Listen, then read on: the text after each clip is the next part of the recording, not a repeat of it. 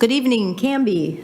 We are here for the mid-year budget committee, urban renewal budget committee meeting for February 26th, 2025. And we need to do roll call. So we'll start with Mayor Brian Hodson. Kim Wigand, Council President Tracy Hensley. Dan Stearns. Councilor Herman Maldonado. Lee Wiggand. Jack Pendleton. Sean Varwig. Scott Flagg, Finance Director. Eileen Stein, City Administrator. Darrell Paulson, Budget Committee member. You're a Budget Committee member. Jim Davis, City Council. Paul Waterman, City Council. Jason Patton, City Council.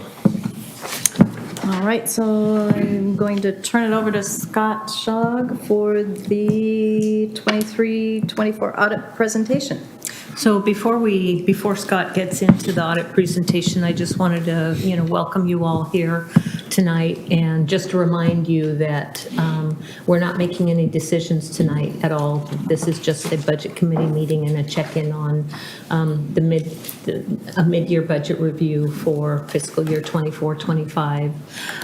We will talk about the audit that we just received, and we will talk about a little bit about where the city is headed financially. So that's the plan for tonight. And with that, I will turn it over to Scott. Okay. So we'll start a meeting off here. Wondering if this moves forward.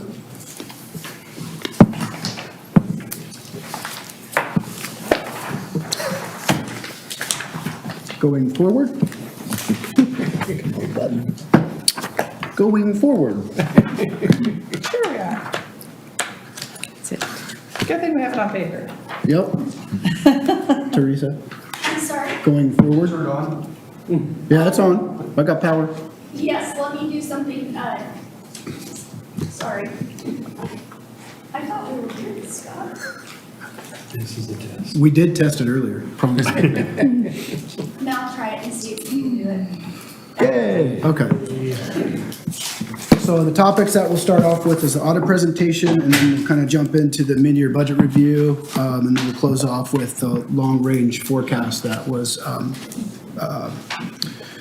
presented, or at least in your financial package. So the audit report I got yesterday, and so hopefully you guys all received a copy. So I got the final report.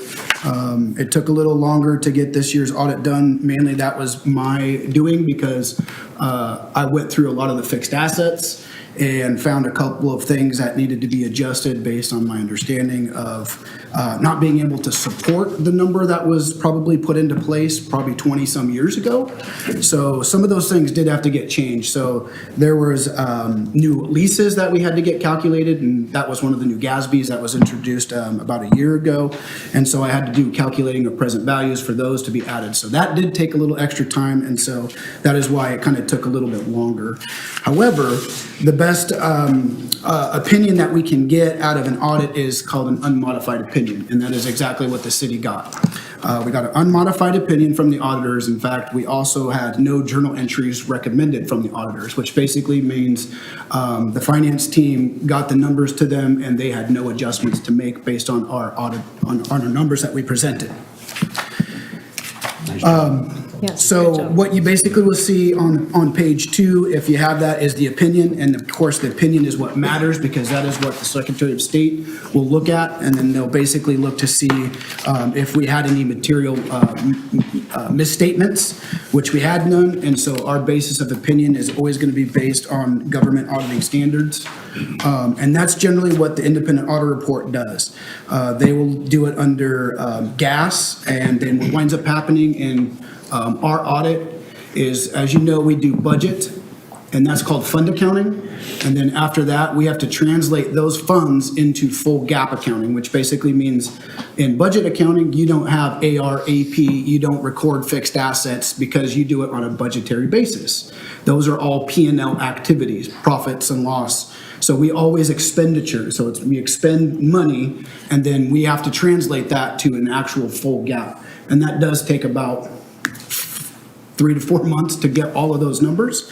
And so it is quite a bit of an undertaking, and so I do give credit to my finance team in that assistance this year. Other than that, basically, as it goes forward into the numbers, it's just a lot of information that basically goes about talking of the general fund, and then it kind of splits off into what other major funds we have, and that's usually towards the back. But just keep in mind that the auditors are giving an opinion on the city's numbers. These are not the auditor's numbers, these are the city's numbers. And that's the biggest point that has always been generally made in a presentation, is these are not the auditor's numbers, this is not their firm, it is the city's. And basically, that's what they're giving their opinion on. It's pretty dull. It goes into a lot of footnotes to describe things about our focus, our measurement focus. It goes into talking about long-term liabilities. There's all sorts of things in here. The best thing that we can do is, if we have questions, I would just ask the questions so we can kind of, otherwise what I've presented to you is we got an unmodified opinion. We had no journal entries to post, which meant our numbers were dialed in. Before we go further, I should recognize that the committee member, David Tate, is on Zoom tonight. Oh, and Mayor Sorry. has a question, okay. So, Scott? Yes. So you're talking about the audit, getting the numbers to the audit team took longer, and what was the reason for that? It was primarily because I wanted to go through the numbers more closely, because this was my first year of actually really doing the entire audit. Last year, it was Eric that took care of it, and I just presented the findings. This year, I was the one that basically did all of the audit numbers. And so when I went through, I actually wanted to make sure that our fixed assets, because your net investment of fixed assets is actually the city's largest asset.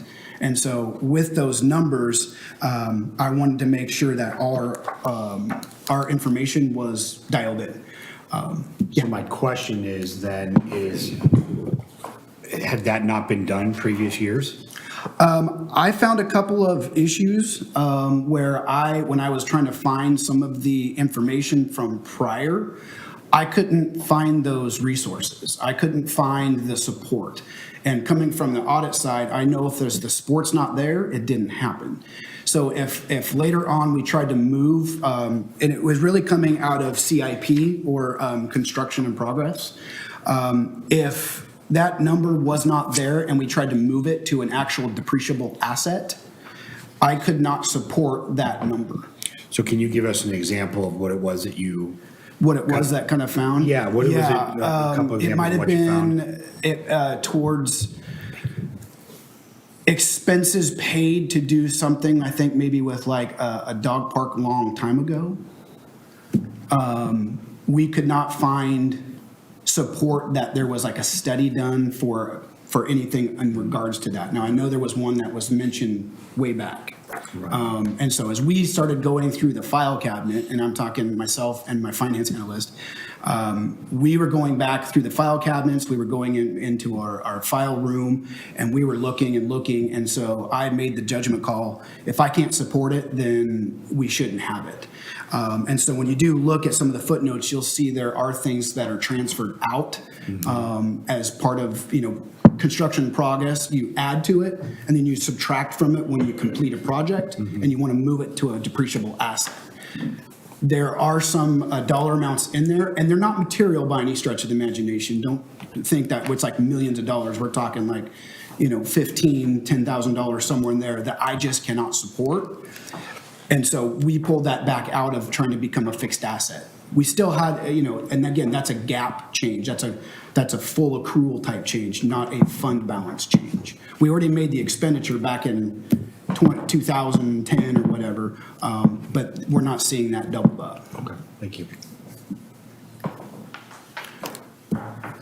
So that, the primary information that you guys usually would like to kind of look at really does start on page 52, and those are our budget to actual numbers, and that goes across all the funds. The beginning part is going to be our major funds, Major funds are basically meeting a certain criteria, and then everything else that's non-major kind of gets grouped. The technical term is smushed together.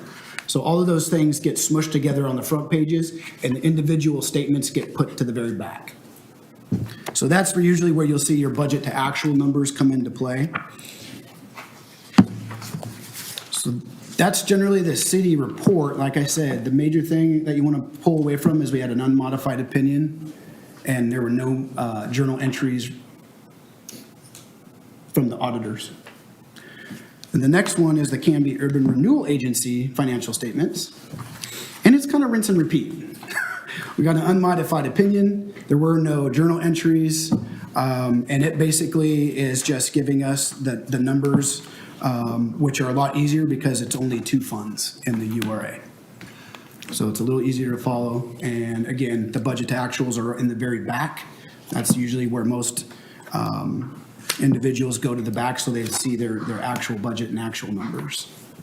And were these emailed to us today? Is that when we got those? Okay. So if we- Yeah, they were emailed today. I got the final. So I filed these with the Secretary of State today. Okay. Paid our audit fees to them. So these are actually what the Secretary of State receives. And that's the other thing too. If there was a finding or a deficiency, depending on the severity of it, I would have had to have actually, it would have to come from the council, they would have had to wrote how we will correct that going forward. What are our steps? How are we going to do that? But we don't have any of those. So there's nothing that needs to be written up and filed with the Secretary of State. Our SRE form, which is our Statement of Revenue and Expenditures, that's provided by the auditors. That basically tells us, it just rinse and repeats what's in these things on a 1-page document, and we have no deficiencies or no findings, and so that's on the front, on the 1 page that we have to file, along with our fee. Of course, they take a fee. Of course. So we did email those out, as indicated. If you have, if you have the courage to go through that, please do. And, if you have any questions on anything that you see in the audit document, please follow up with Scott. Perfect. Yep. I have just a question. I think I know the answer to this already, but just for the record, when it comes to the city's assets, you're not marking anything to market, so. Yeah, that was the same question you had Yeah, last. I just like to, for the public sake, so that for, Yeah, say you there's- purchase something for $20 in 1898 or whatever, it's going to still say $20 on it probably. Correct, there's no mark to market in government assets. So So maybe basically, if you had investments, but not. the list of the assets is not really representative of what the value would be, the market value of them. Or if there's no, I'm not saying it's bad, I'm just saying. No, it's that's very clear the way the GASB, the Yeah. Governmental Accounting Standard Board, has set the standards. So we don't follow FASB and under a commercial business. So, yeah, we don't do a mark to market unless we had investments. But the LGIP is already giving us that. Sorry, local government investment. Accountants are acronym hungry. So if there's no other questions on that, I'll be happy to move forward on the next presentation, which is the mid-year budget review. So, quick question, I might know the answer to it, but it says here in the opinions that we did not audit the financial statements of the Canby Utility Board, which represent 34 and 36. Cub. Is that just because it's separate? Like Yes, how it's yeah, split they up? are presented as a discretely presented component unit in our financials, but that doesn't mean that they actually are audited by a different firm and they have their own financial statements. We just incorporate that because they're a part of Gotcha, and they get the copies of those audits? our audits. No, they're like There. those separate ones, yeah.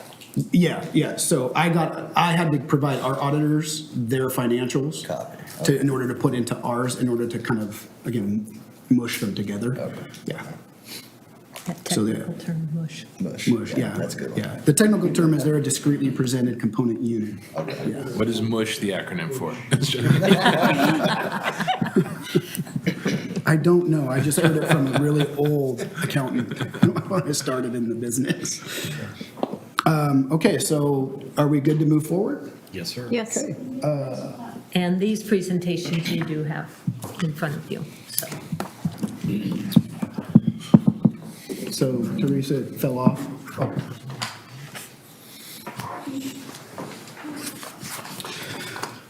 Okay, so while we get this up on the next topic, the second bullet point is that we've accumulated all the data through the end of December of 2024 for this mid-year budget review. So what we're doing in this particular next section is I'm just presenting the the numbers that have come in and that we closed the books as of 12/31 of 2024. Oh, thank you. Okay. So that's where you're the second one. We need the very first one. Oh, I'm sorry. That's okay. So go back to the other one? Yes, ma'am. Okay.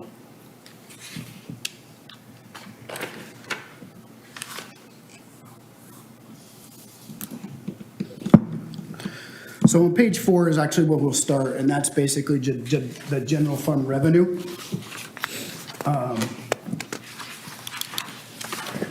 So on this one, I provided you with kind of a graph, and I've also provided you with a chart at the top that has all of the numbers, the year-to-date and the budget, and then it kind of gives you a summary of a percentage in that calc. So the good thing is property taxes were at 94% received, and the LGIP interest is performing way better than we anticipated. So those are basically the positives for the revenue side of things. As you guys know, most of the time you pay your property taxes and we receive those in November.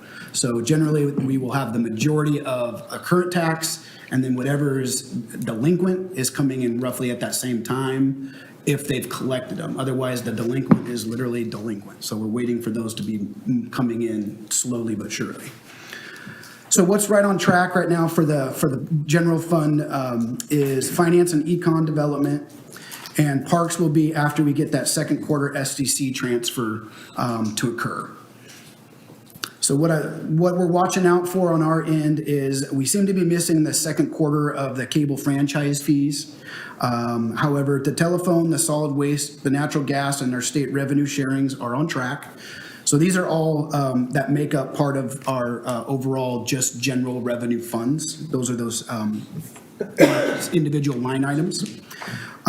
You don't have those on here, but I'm giving that to you as just extra tidbits, so you kind of have an understanding of what really makes up the general fund revenue, because it's not just property taxes. However, that is the majority of our general fund revenue. So what we've noticed is that our payments are really coming in close to the same time as we received them last year. So at least we're not getting really late payments coming in, except for the cable franchise fees. What we're watching out for, as you guys probably have heard in the news, is the federal grant revenues, or just federal revenues in general. They've kind of been on that bubble. We don't know if they're going to go forward with those. We don't know if that's going to be actually happening. Is it going to go to court? We don't know. So we're looking for those as they come across, because generally we're going to get state revenues. However, if it does have a federal tie to that state revenue, there may be a delay in that as well. We can't control that. That's, Big Brother. Scott, Yeah. do we know what the impacts of that could be? I don't see that we actually have a large federal revenue stream, period. We might have maybe 5% federal revenue. Is that So mostly transit? we do have, stiff money would be, depending on but you've got 5311 funds that would be federal. But when we go to the back and we start looking at transit, they actually are pretty much getting what they're expected to be getting. There are a couple of things we want to keep a tab on, and we'll get to that when we get to revenue under transit. Other than that, we have very little federal grant revenues or just federal revenues that we rely on as a annual stream. Okay, so what the next one I have listed is kind of the bad. Not trying to be Michael Jackson or anything, but at the same time, it's not really that bad. But what we're doing is we're just trying to call out things that we see a trend on. Planning and building. Police and cemetery revenues are down, but they are equal to or slightly above what we had last year. So last year, we did only increase revenues because that's the thing, we're only increasing them roughly by about 3%.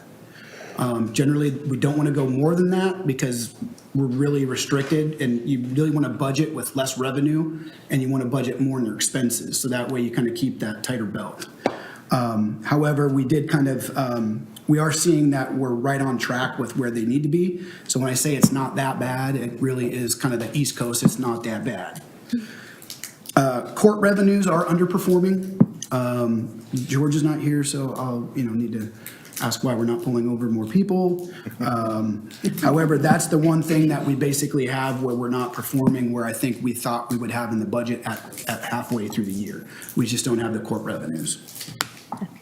And I did add this little note at the end, what basically says that SDC revenue is really a direct reflection on growth of the city. So if we're not transferring SDC revenues, that's because we're not seeing the growth where we are able to release the SDC revenue or SDC funds. We got to be able to actually have that growth in order to release SDCs. Those are because the state of Oregon by statute has limited how you can utilize those funds. Scott, So would it's a you direct- remind the budget committee where SDC revenue is actually budgeted because it's Planning not and- budgeted in the Yeah, general fund? so SDCs is its own fund. And so we have to do transfers from that fund over into the general fund when projects are utilizing SDC usable monies. If that project is eligible, and then we start getting like an EAF from the directors over that fund, and as long as that's been approved by, let's say, one of the engineers that says we're going to build this and we can use SDC funds, then we basically have that in our CPIF, which is a kind of a form that we do before we start the project, kind of the beginnings. We earmark that project to be able to utilize those SDC funds, so we're able to try to track it, and that's usually done on a quarterly basis when we want to start transferring the funds. And what does EAF stand for? You have to I sign them know. too. Expenditure authorization form. I just wanted, Sorry, it's acronym. Counselor Patton, you had a question? Yeah, so real quick, the LGIP, which I believe is the local government investment pool, correct? Yes, sir. What is the risk level, what is the risk level on that? Is it just straight interest, or is it investments that are tied to the market? What is our, what is any risk level that we have for that investment? Well, it is, it's not a high-risk investment, but every, I wouldn't say every, but the majority of, because I'm not going to speak for every other city or municipality in the state of Oregon, is a part of that pool. But what it does do actually is, the Treasury Department is investing in the market. So as long as the market's doing good, everybody's doing well. We're doing especially well because the interest rates have been great. We're getting good returns. They're better than expected. I don't really think that we would consider it high risk, especially because if we had our money into a bank, FDIC coverage limits your ability to recuperate in the event the bank fails. $250,000, right? $250,000. That's the FDIC coverage. Because of, in the financial statements, there is a footnote that basically does talk about collateralization. And that's kind of what this also helps with. In the event of a failure, we'll still get our money. Okay. So there is a risk because obviously Treasury is investing in things, but there's that collateralization that we'll get our money still. So it won't ever go, never say never, right? But Yeah, I was just curious as to if there was, what that risk level was Yeah. for that sort of thing. So it Yeah. sounds like it's very low. And there are statutes that limit what a municipality can actually invest in if they choose to go that route. They have to be very high on the scale of there's a Moody's, a Standard & Poor's rating. They have to be extremely high up there because they basically are you cannot be playing with constituents' money to, play the market. Now, I'd love to do that if you guys will let me, but I might not. Penny stocks. Stay away from Bitcoin right now. Okay, so we'll move on to general fund expenditures. So this basically, again, has the same type of format. We've got that pivot table at the top, we have the graph at the bottom, and in reality, when you look at those percentages, all the departments do appear to be on track with their spending halfway through the year. You might notice that the HR department, I don't know if anybody saw that, is at 66%. That is also because they have their insurance is right at the beginning of the year, and that's the biggest expense they carry in their fund. So that's why it's so high now, because we've already paid for that. The city's already paid for the insurance piece. And so that's where that 66% comes from. So that's pretty much good to go on that one. If there's any questions over the overall revenue expenses before we move into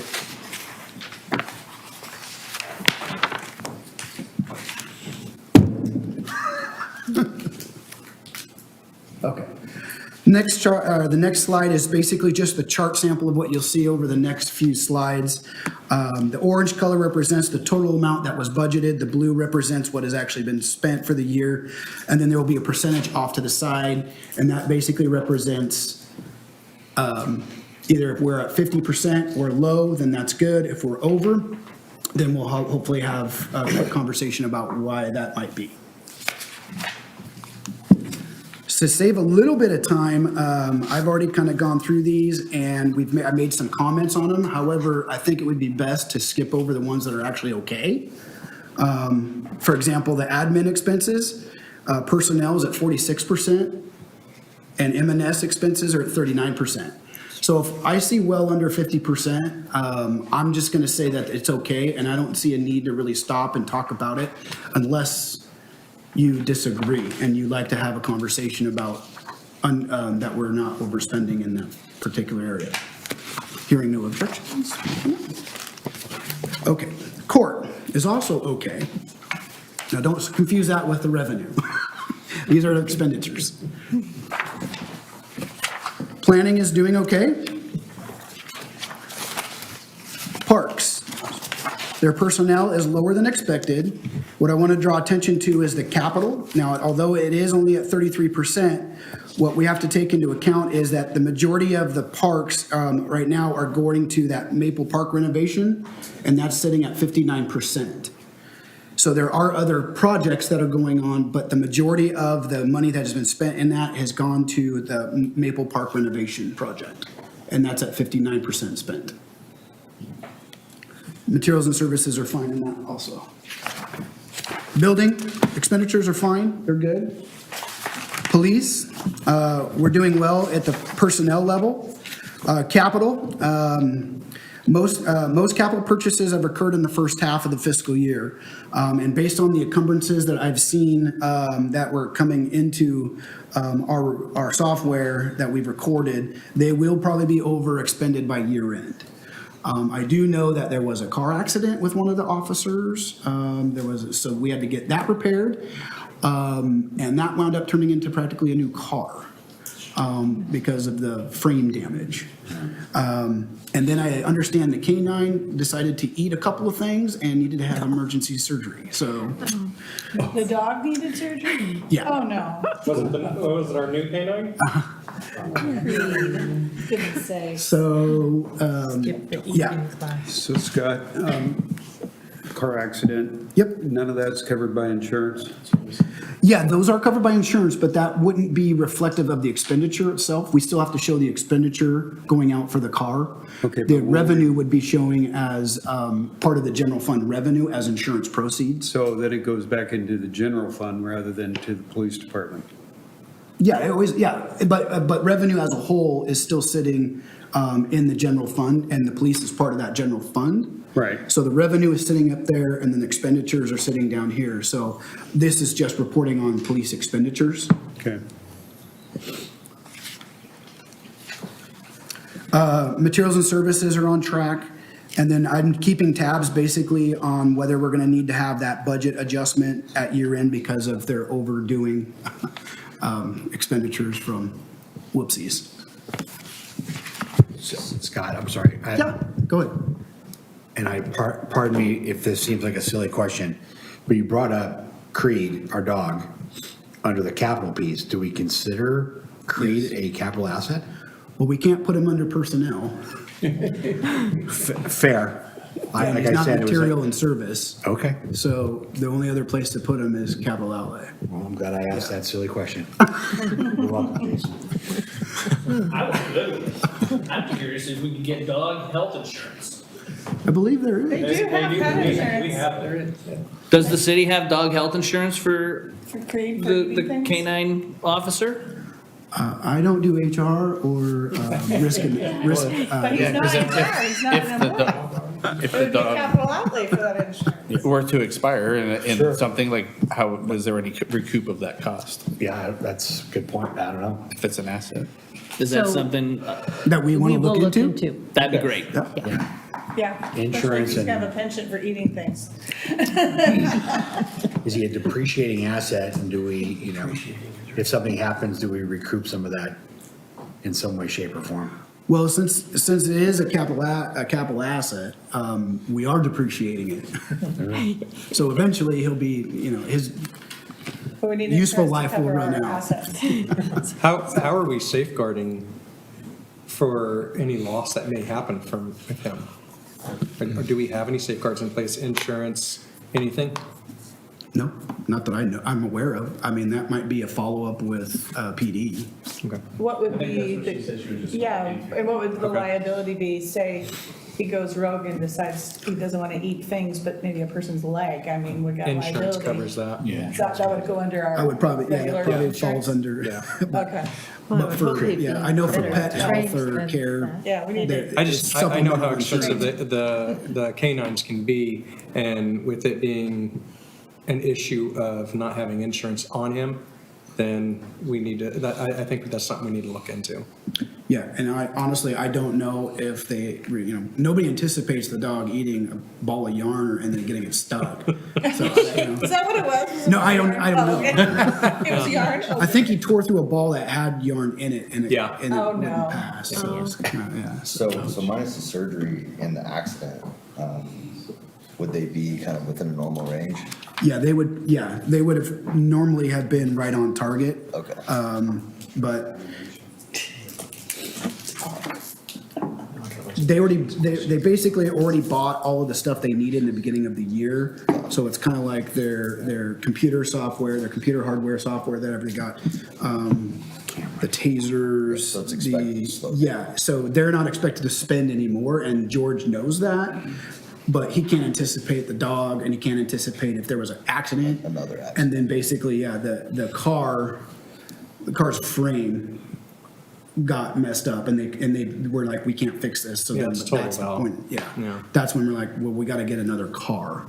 So insurance proceeds did get received, but it went towards the purchase of the new vehicle. So, Understood. yeah. Thank you. Counselor Maldonado? So you said that we're looking at them, that we're going to need a significant increase in the expenditure. How much are we looking at that for the M&O, the materials and services? Or, I'm sorry. Oh, if I have to Yeah, adjust? keeps tabs on, yeah. Yeah, if I'm keeping tabs on it? Yeah. Yeah, so the way that the budget is presented to God and Country is, it's not at the department, this categorization level. So what I do is I keep track on the way, because what we presented was, it's police as a whole. So if they go over in capital outlay, but they're well under in materials and services, then we're still under budget, the way that we present our budget. Okay. So it's just a matter of me keeping an eye on where they're at. The difficulty comes into when it's June and they're still spending, when I say, I need you to do a moratorium on your spending, everybody. And then July comes around and I'm getting bills in July that were for June. We go back to the same issue with full accrual accounting. I gotta bring those back into the right year, because those were a June expense, not July. So that's where we play this game of, stop spending because I'm trying to close the year and I don't want to get bills in July and August. That's actually an audit step that we do to make sure that whoever is cutting off the expenditures did it correctly. Because if they don't, it's a journal entry and it's got to be pulled back in. Yep. And so they're going to basically say, you did it wrong. And then they start looking at you like, are you doing it purposefully or is it just really a mistake? Yeah. Well, I don't want a magnifying glass on me. So it's kind of like I try to do it the correct way. It's an area of further training and orientation that we're going to need to impart on the leadership team to make sure that they're imposing those disciplines on themselves and their staff. So, yeah. Yes. Thank you. The percentages on the bottom, say for instance on police, what do the percentages on the bottom mean? The percentage on the bottom? Yes. That's basically, so when we talked about the beginning slide, orange represented the entire budget amount. That's 100%. Right. But The if- blue represents what they've already spent. And then that number actually is off to the far right, which represents, so it's basically just percentages. But shouldn't that bar be, the blue be all the way almost to the end? Because you spent almost all of the capital at 96%. The blue is right in the middle at 50%. See what I'm saying? I do see what you're saying. And I'm just going, that's not a clear representation. That's why I The have bar a is not. percentage Yeah, off to the percentage is right. there. Yeah. That's what I thought it would be, and then I thought, oh, it's right at 50/50. I can maybe call Microsoft and ask that That might be question. what. Because, everything else seemed to come out okay with the way that it was Yeah. representing, That but should be way at the end, right? Yeah, those percentages. Should be all blue, almost all blue, and a little bit of orange, unless I'm wrong. Silly graphs. Yeah. but the percentages at the far right do Yes, actually okay. represent it. So That's right. that's kind Yeah, of, those are the right ones, and the other one is, The colors. and it actually isn't representing blue, it's actually representing orange. yes. So the blue is represented at the far right, orange is only represented at the 0 to 100. Okay. So I don't really know if the Excel would have allowed it to do that, because then it would have just shortened everything up for the blue. So really, it's just representative of the orange, 0 to 100. Okay. Does that make sense? The blue's to the right? Okay. Any other questions on that? I thought I saw I was actually had the same question that you just asked. yeah, that the orange is 100%. Yeah, and the orange, I mean, even on the orange still doesn't match up at the bottom. A different graph either, next time. so I'm just gonna ignore Spent. the graph. I think the graph was just there Yeah. for laughter at this point. Moving on. Yeah, anything on the For aesthetic purposes only. Can we reset or? I like your chart. Everybody's. A wise man once said you can't please everybody. We should also mention now There we that go. Liz Thank you. Chapin, committee member, is also on Zoom, but I don't see her showing up there, but And she's just probably on the list. Teresa let her in. yeah. So she is there too. Okay. Cemetery expenditures, doing okay. Finance expenditures, doing okay. Since I am finance, does anybody have questions on that? We're under 50. Audit fees. Economic development, doing good. Question Okay, yep, Yes. on transfers. yes. Is that transferred out of the urban renewal to, No, the expenditures are actually transfers for the internal services, The operating expenses thing, okay. IT, finance to do their books, track their funds. and Yeah. how do we account for the funds coming from urban renewal to pay salaries for economic development? That's a part of the other financing and sources revenue piece, which is all a part of the general fund revenue, and it's just a transfer in. Okay.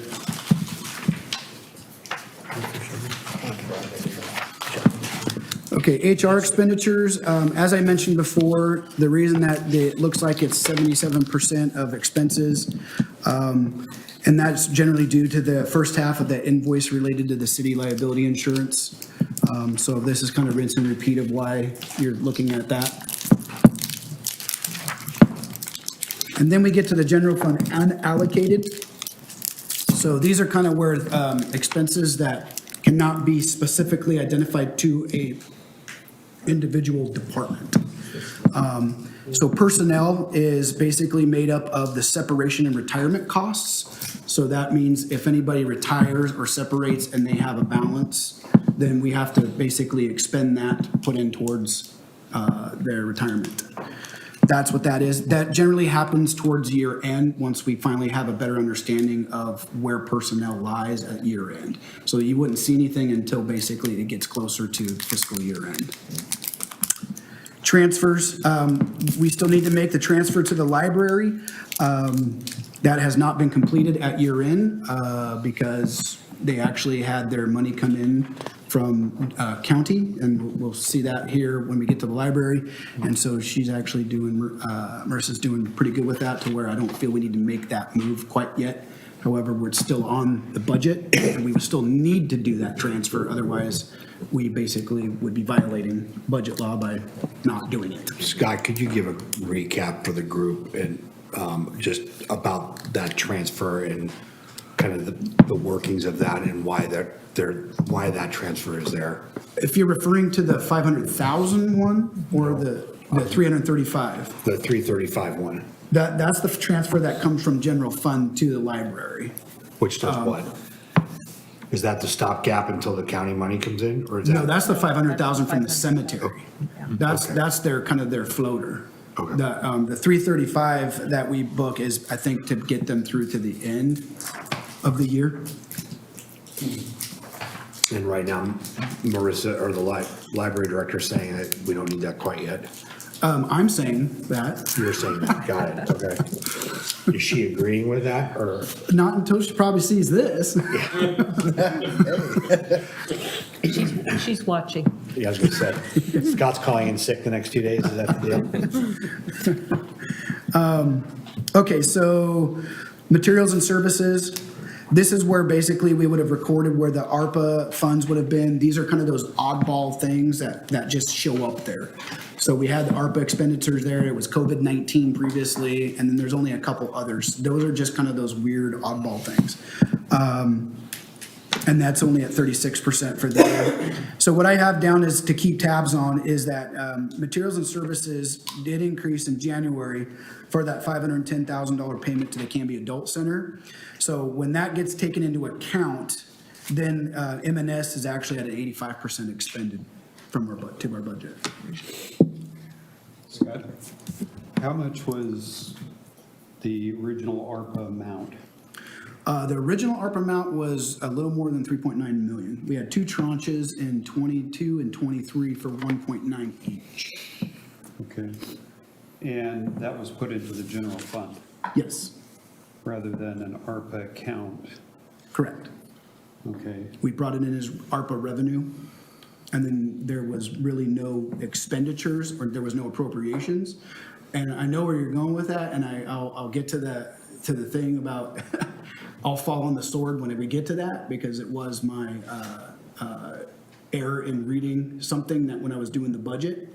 And so I'll get to that, because I think I have a feeling that's where you're going.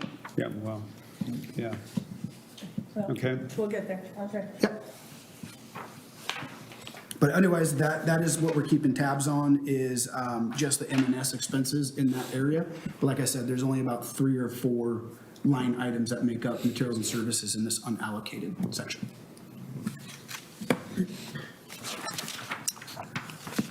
Library. So here's the library revenue. What is on track is the interfund loan from the Cemetery Perpetual Care and Clackamas County Library District revenue is actually coming in. In fact, it came in to where we were able to save some interest on that, to where we had originally budgeted, I think 15,000 of interest, and it came in well under that, to where we got to be able to have a little bit of savings, a couple $1,000s worth of savings in interest payments. And that's all based on the LGIP rate at the time of repayment. What's exceeding expectations are the library fines and fees. Good job, Marissa. And the interest revenues from the LGIP. So again, LGIP, anything that's involved, which all our funds are going to be receiving great returns. What we're keeping tabs on here is there's still the general fund transfer and the Friends of the Library revenue, donations and grant revenue as they're relating to library. Marissa does have a few federal funds, but we're talking maybe a couple $1,000s. We're not talking big dollars.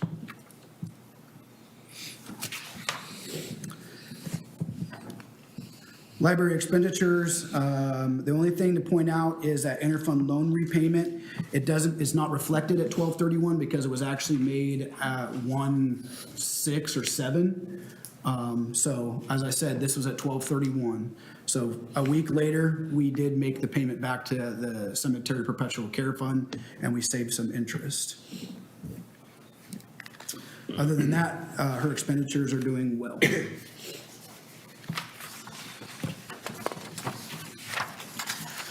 Street revenues. What's on track right now are, there are very few of the revenue streams in the streets that are on track. Some of them vary depending on the time of the year. And that really does depend on, we went through fall and winter. So we don't do a whole lot of street maintenance or street repairs or do anything with the street until we really get some sunnier weather. But that is actually to be coming down the road. So we don't usually see the, money coming in until we have nicer weather in the street program. Revenues are doing great. The interest revenues are doing good. What we're keeping tabs on again is that local gas tax. Again, there's not a whole lot of transportation going on in bad weather. That's a direct feeder into the street program. In fact, we can only expend gas tax on street project. And the vehicle registration fees are lower than expected. So the lack of capital project construction basically does mean that there's little SDC funds that we can transfer. So if they're not happening, then we literally cannot release the SDC funds for the streets.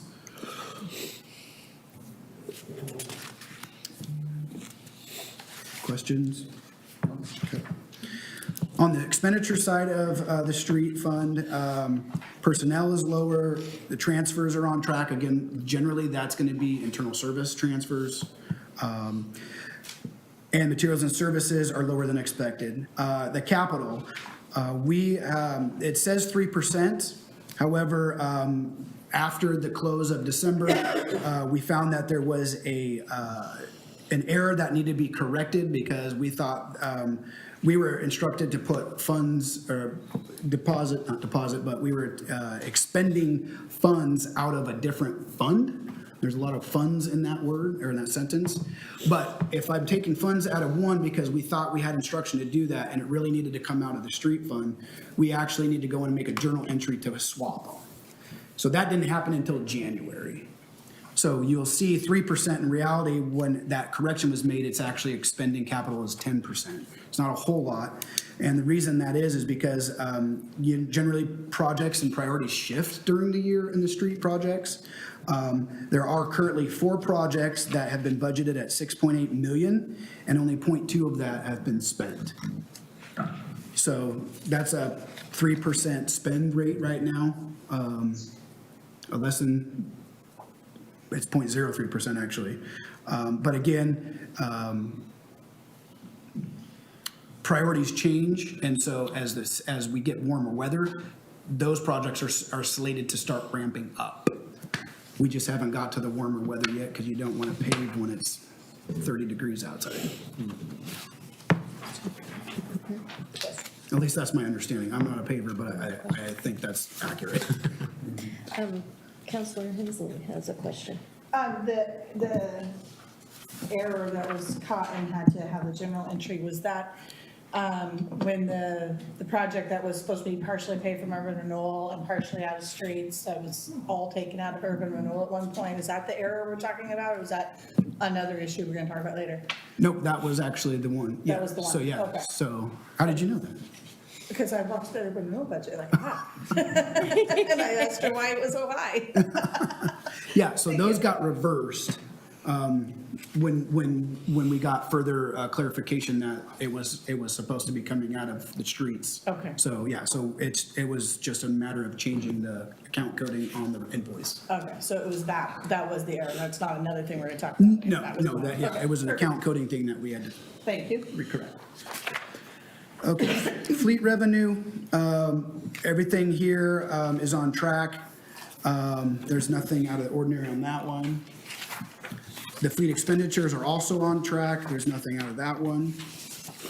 And then now we get to SDC revenues. Right on track are the sewer SDCs. Exceeding our expectations again is our interest. What we're keeping tabs on is that there's been a drastic decline in the SDC revenues. And again, we've talked about it before, those are a direct tie to growth. So once growth is kind of hindered or stifled, we can't really collect the SDCs because nobody's coming in and paying for building, planning. That's where we're collecting those. So it doesn't matter if it's residential, commercial, industrial. And working on the urban growth boundary will open some of that up, and that's in the works. Scott? Yes. Also, I know the city council is working on SDCs and Yeah. what we're charging for SDCs. Yes. So that's, I think that has to happen quickly. Yep, and I know that's in the works as well. So that should be a updated SDC, hopefully by the end of this year, so we start doing for budget for '25. Okay.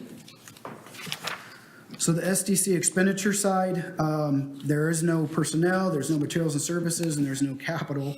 The only thing that we have here is just the transfers out.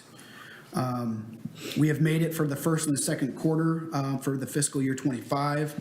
And as projects continue to utilize those funds, then we'll continue to start making those transfers on a quarterly basis.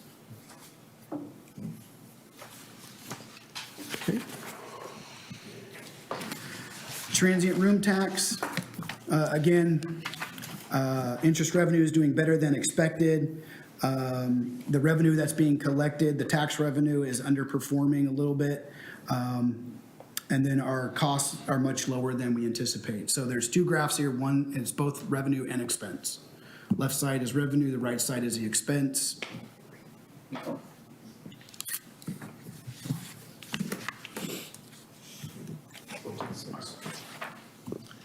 Cemetery perpetual care. Everybody's dying to get in. Wow, somebody's been to Disneyland a couple too many times. Yes, we have. Again, interest revenues are doing well. Sales are doing better than expected. That goes back to the joke. And loan repayments from the library did happen, but it's not reflected in here because, again, it happened in January. And the expenditures are doing well. They're just about where they need to be. They're doing okay. Scott, on the transit room tax, Yeah. on the expenditure side, where, for transit room tax, where are those expenditures going to? If we're only at 3% of utilizing the budget? There's not a lot of expenditures in the transient room tax. It's really going towards like advertising. It's going for promotion. So that's what it's going towards. Those are generally the only two allowable costs until the legislature opens that up for a little bit more expansion to be able to spend those funds. So we've only used 3% of those funds so far this year? That would be accurate. So we do, a lot of that spending comes up here in the spring for summer events and things like that. So that will ramp up here as the year goes on. So I made a note of that as well because I'm curious because in years past, like we increased for 4th of July or Independence Day celebration and all those things. So we tend to market to some of the more larger distributed magazines and also online marketing as well. Yeah, well, I mean, from a tourism standpoint and so forth, I mean, our businesses definitely don't only operate twice a year. Sure. So So something to look at.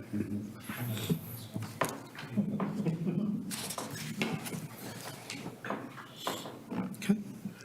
Facilities revenue, they are on track, they're doing well. Again, interest. Facilities expenditures are doing great, they're okay, below.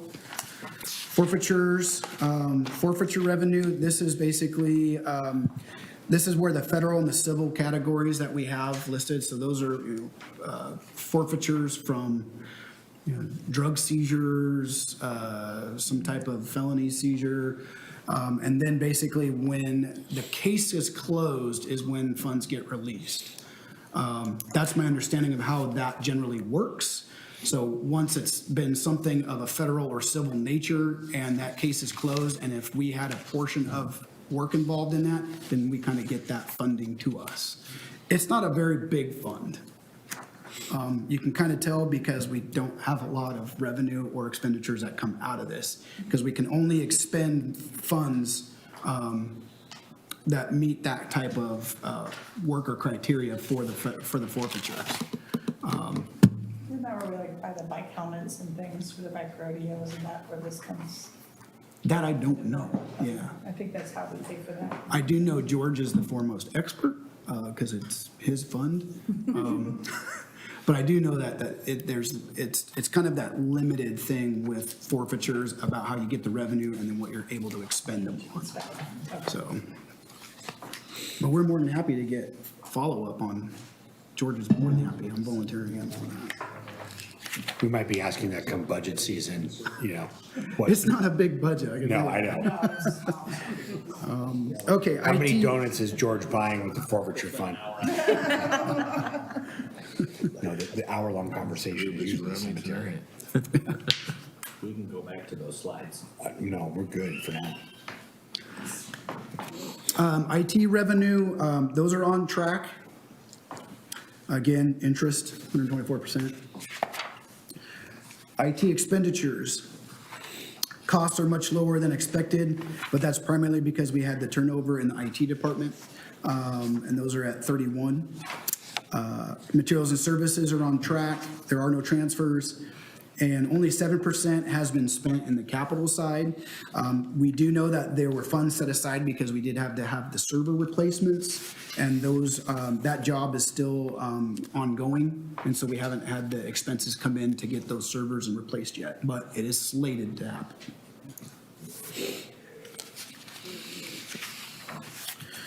Transit revenue. Okay, so on track right now, all of the grant revenue that are payments that are expected in January, and the finance does not expect any issues in this area.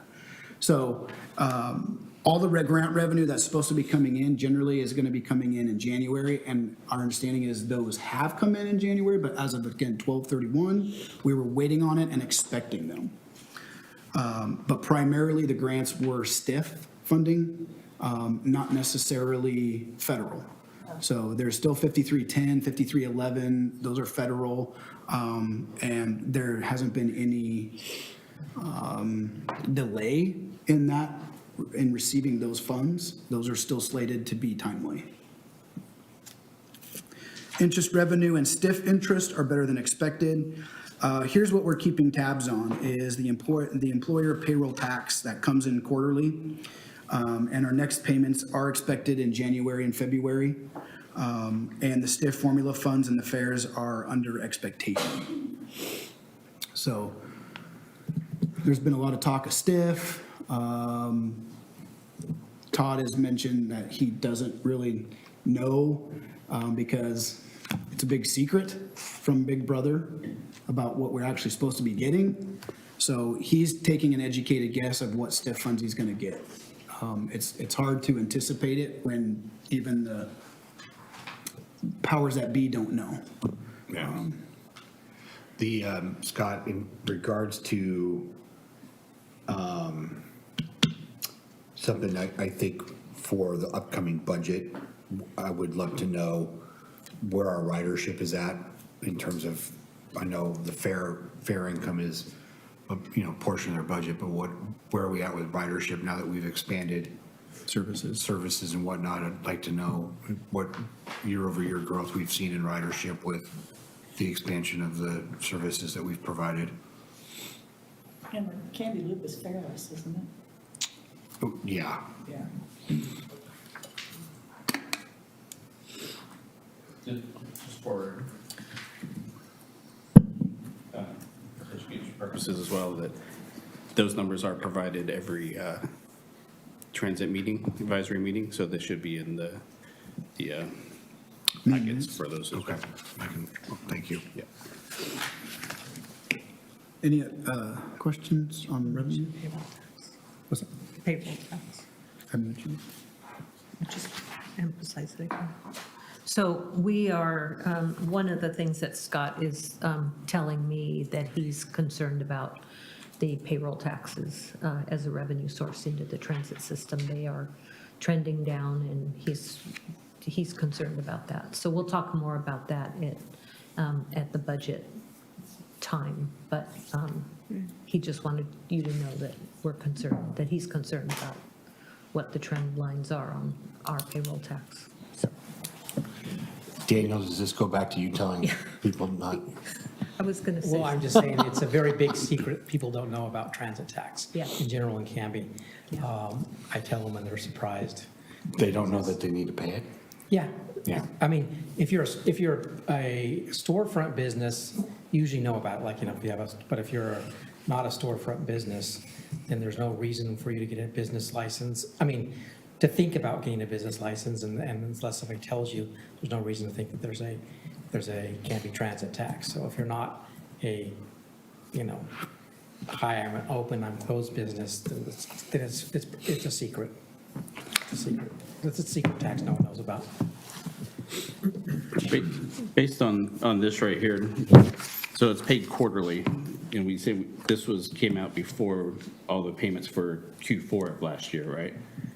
So the transit payroll tax? No, because we would have had to have accrued the fourth quarter back into the actual correct fiscal year. So the first quarter and the second quarter are July through September, July, August, yeah. I'm sorry. And then Yeah, I mean, the first quarter would have been, July, August, September, okay. and then the second quarter is But, through December. And we're Okay. collecting the second quarter, usually they come in January or February. so we got so it's almost half of what but would the payments for October, November, and December already be in here, like the actual payments, revenue? If they get paid exactly at 12/31, sure, but But they're that not. doesn't, there's usually a date that in January where they must pay it by. Right. Yeah, So this would only be we would expect to see 25% of. But some do pay more timely. Okay. Or earlier than they require because they're filling out their return. Okay. And so we process the return, we're not going to turn it away. Right. But generally, we have people that don't do it on the due date. They'll wind up doing it 5 days later. So that's why it's kind of, you're going to have a mixed bag Okay. of whether second quarter's been actually fully receipt, which I would say that's never going to be the case. So we expect the majority of, In January, February for that second quarter, it's okay. going to probably be the majority. so that 24% is low because we would expect that to be So- more like 35. There's 4 due dates a year for that. There's a July 31st due date, an October 31st due date, a January 31st due date, and a April 30th, due date. So the revenues from the payroll tax for second quarter, which are due July 31st, are they accrued back into the prior year's budget, or are they included in the current year's? So this year, we should have had two due dates, Theoretically, they July should. 31st due date and a March 31st. Yeah, so you're opening up a can of worms because theoretically, yes, they should be. Accrued back in. But methodology that's been established here, they haven't. Okay, so So it's received when it's been received. we've had 2 due dates this fiscal year so far, a July 31st due date and an October 31st due date. And the Okay. January So you would, 31st. so you would expect, I mean, Three? Well, no, because January 31st due date's not. Oh, this was a December Not in report, this, yeah. this statement. Gotcha. So you would expect half Half of it. so far. Okay. Which is the comment we made where we're keeping tabs on it. Okay. So I'm just saying that even though there's only one October 31st, but the July 31st due date is And also in this yeah, fiscal year. and we can't go out and force them to file. We can try, but I don't have an enforcement to go out and try to find the employers to do it. We're only getting them as they come in, right? So, I don't know what else to tell you about it. That's why we're keeping tabs on it and we're trying to find better ways. Yeah, and if you want to talk, because like I say, I'm the one that fills out a lot of forms for people in Canby, so, not all of them, but I do a lot. A good number of them. So at that percentage, though, it looks like it's down like 50% last year. That's a lot. So, okay. I think we need to get that dog on Yeah, so this. just on track of the expenditures, right? You essentially have to move those back. But revenue, we actually put where we collect, that's weird. And it's not entirely, it was not entirely accurate. I know, that's just weird. Yeah, it is. So generally, once a methodology has been established, most of the time in an audit situation, we'll look at it and be like, well, why are you doing it that way? Because we'll know right away. It's like, well, you collected those July 31st. Yeah. Those were really for the last quarter. You got to put those back. Correct. But because it's been established since it's been happening, more than likely it wasn't of a material amount. They just kept it the way it was. Okay. And we're just gonna continue to do that? And we continue to do it because if you change this year, you got to go back and change the prior year because now your beginning number is wrong. Yeah. So then you got to change that year, which means now you got to go back and restate everything because now you got to bring the revenue back into the other fiscal year. It's just a little bit of work. So, yeah, restatements suck. But yeah, that's what would have to happen. So I've talked to the auditors before about, and that's the way the methodology has been, and that's the way the work paper is set up, is to bring that money in that July, even though it is. Yeah, copy. All right. That's Counselor our Patton, you had a methodology question? here at the City of Canby. That, a lot of cities do something similar to that with a particular, and it could even be an expenditure as well. It's not just limited to revenue, sorry. So Scott, do you see any value in making that correction? Or do you? At this point? Are you fine, like, in the future, or are you fine with having this be the status quo? Yeah, it would be better to have it a status quo. Okay. And not to rock the boat. Okay. Because it's, like I said, it requires more work to go back and restate for 3 months' worth of revenue. I was just curious. Yeah.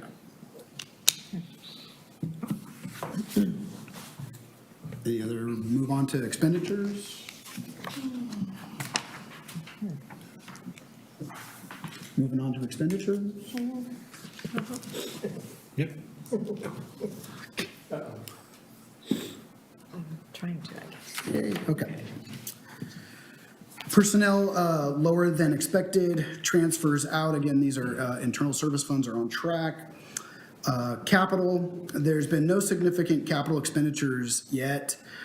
This is just a reminder that 600,000 was adopted for the new transit office, and 335 of that has been encumbered. And so just because it's been encumbered doesn't mean it's actually come to fruition yet. We just know that it's sitting there and that it will be spent.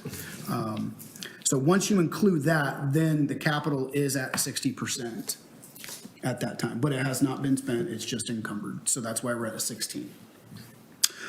Materials and services, costs are much lower than expected. There are funds set aside for contract services that haven't been used yet, but it is expected they will be before year end. So those aren't reflected here. And that's why we're sitting at 34%. So it is coming. Any questions on, yep. I think it might be getting close for us to get another update on what the plan is for that transit center. It's been a little while since we discovered the problem, and, I don't think I think in the next month, a couple months, it might be good to get an update on what the plan is with that.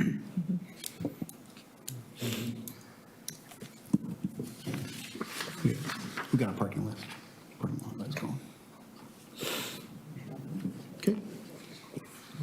going forward, good? Yep. Swim revenues, nothing really applicable to keep tabs on. Interest revenues are doing great. Property tax revenues and pool revenues are on track. Just remember that there's going to probably wind up being an influx when we get the nicer weather. So.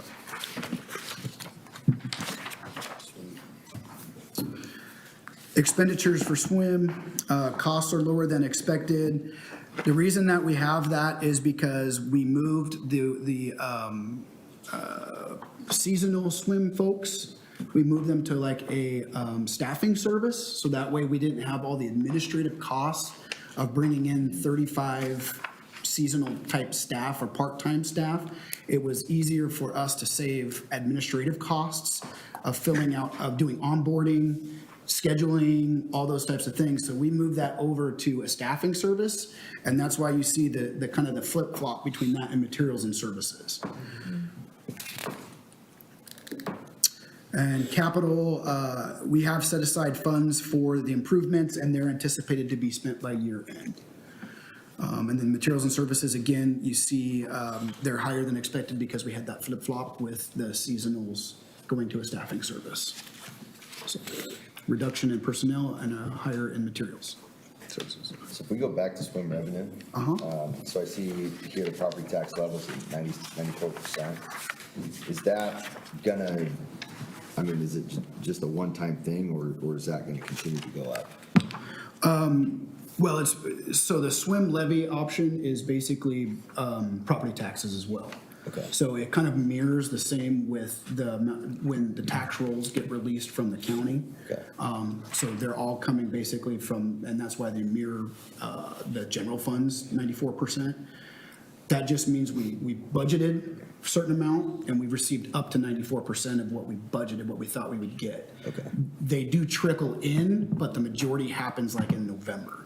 Okay. So we hope to get So we'll see 6% it, plus. okay, so we'll see maybe Roughly. around a $60,000 loss in that, in our Hard to budget. say because people don't pay exactly on time, so that's the delinquencies. And so that's what's kind of trickling in as they're paying, because some of them do pay, some of them will pay for that 3% discount. Others will take the 2 or the 1, or they won't get any. And so they have those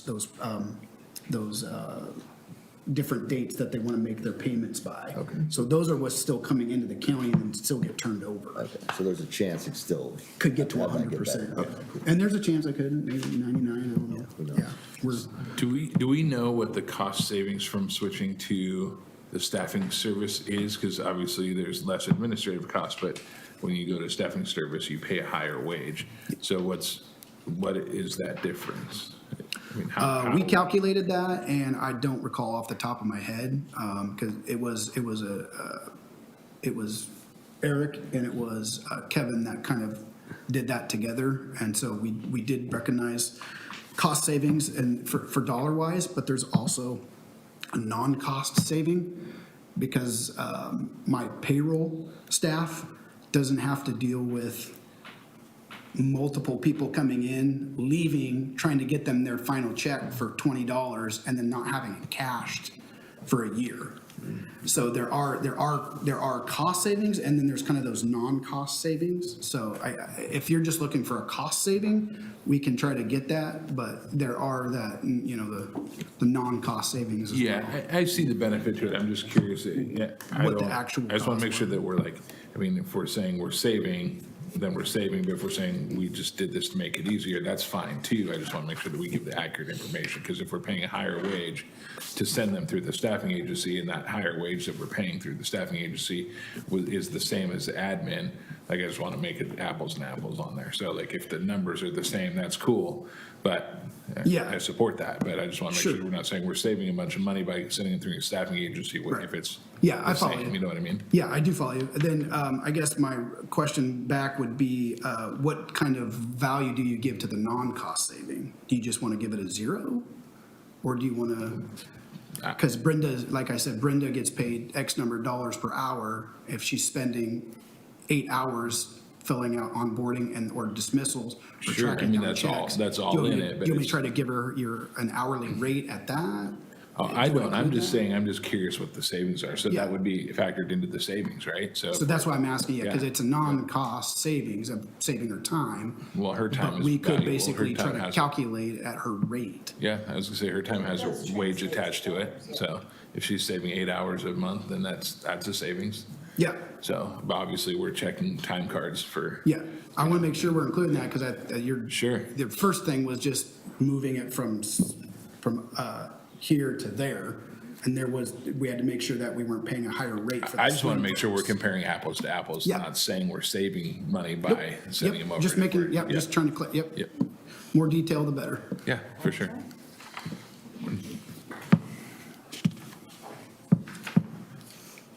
Okay. On to the urban renewal district, the general fund revenue portion. Everything is on track.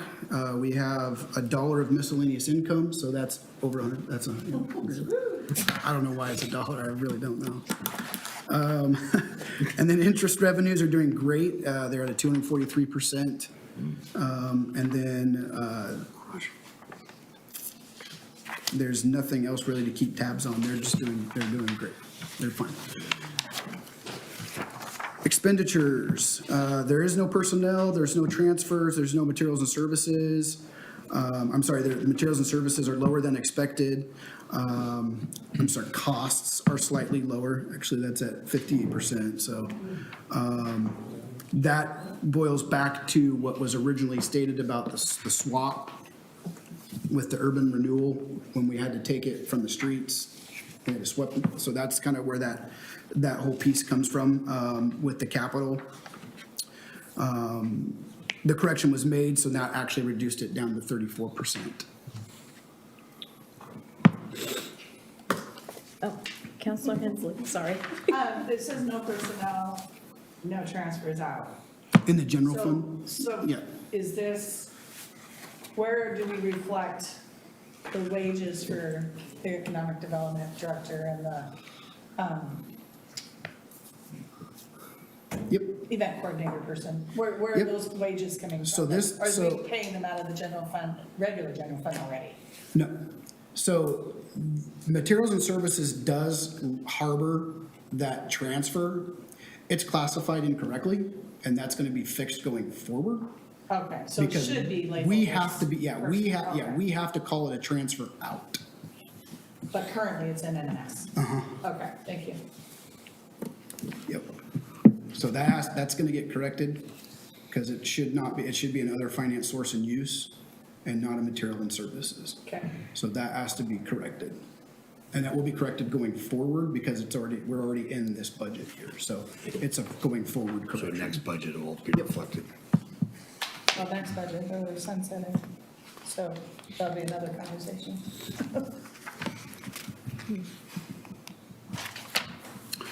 The URD debt, primarily this is the revenue. All revenue streams are on track. Again, the debt is basically the property taxes from the urban renewal area and interest. Any questions on the revenue side? No? The URD debt, the debt service is on track, although it does show only 2%, and that's just because we have an interest payment that happens, and our actual debt payment does not occur until June. So once that happens, you'll see that number go up to close to 100%, once we make our next P&I payment. June. There are no transfers out here, except for basically when it moves the funds over to the general side, or to the URD general fund. Any questions on that one? No. Sewer revenue. Charges for service are on track. What's exceeding our expectations are the sewer tap fees and interest revenue. What we're keeping tabs on are just miscellaneous revenues. They're below what we considered an estimate for. What are miscellaneous revenues? That's a great question. It's basically anything that is not specifically listed. That's just a guess by the director of what he believes maybe miscellaneous revenue would be. There's no rhyme or reason what actually falls into it. So we just call it miscellaneous. SDC funds continue to be transferred quarterly based on allowable projects. So those will continue to happen in a quarterly fashion once we see that the projects are happening.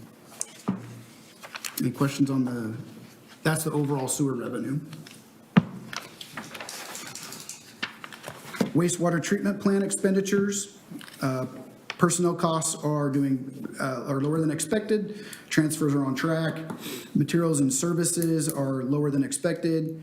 What I'm pointing out here is although the capital says 6%, there has been no significant spending on the capital expenditures yet. Oh, by the way, we have vetted these things with every director.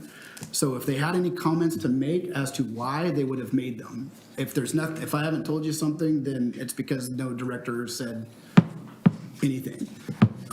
Or they have let me know that projects are coming, we just haven't spent the money yet. So I'm not just making this up off the top of my head. Sure.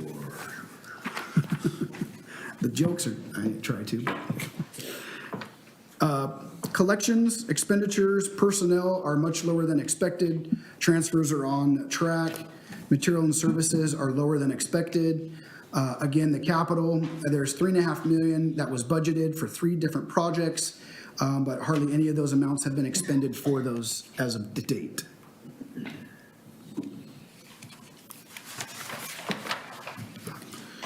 Stormwater expenditures, personnel lower than expected, transfers are on track, materials and services are lower than expected.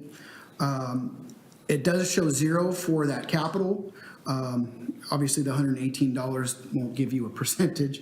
So, but I did look into the encumbrances onto this on the equipment line, and when you do take into what has been encumbered, it jumps up to 37%. So there is stuff that is coming down the road. It has been encumbered. It just hasn't been, hasn't come to fruition yet. And then we get to the unallocated sewer fund. Personnel, again, lower than expected. Materials and services, we see that it's a little more than 55% right now. What I've discovered in this one are the biggest problem that I've seen is the sewer billing charges, the sewer billing fees that are sitting in this. They've been under budgeted for probably the past 5-6 years. It's been roughly about a $12,000 over budget line by line item. So I'm going to keep a close eye on that because I feel like that is going to wind up being something that we need to make sure is going to stay in line. Because it's an unallocated fund, we have to report this on personal services, material services, capital outlay. Those categories have to be shown because it can't be tied to one specific collections, wastewater treatment. They have to be shown that way. So we got to be very clear on when we're looking at these, we can't go over in that one categorization. Does that make sense? Okay. I have a feeling that we'll probably be coming to you with a resolution to increase that.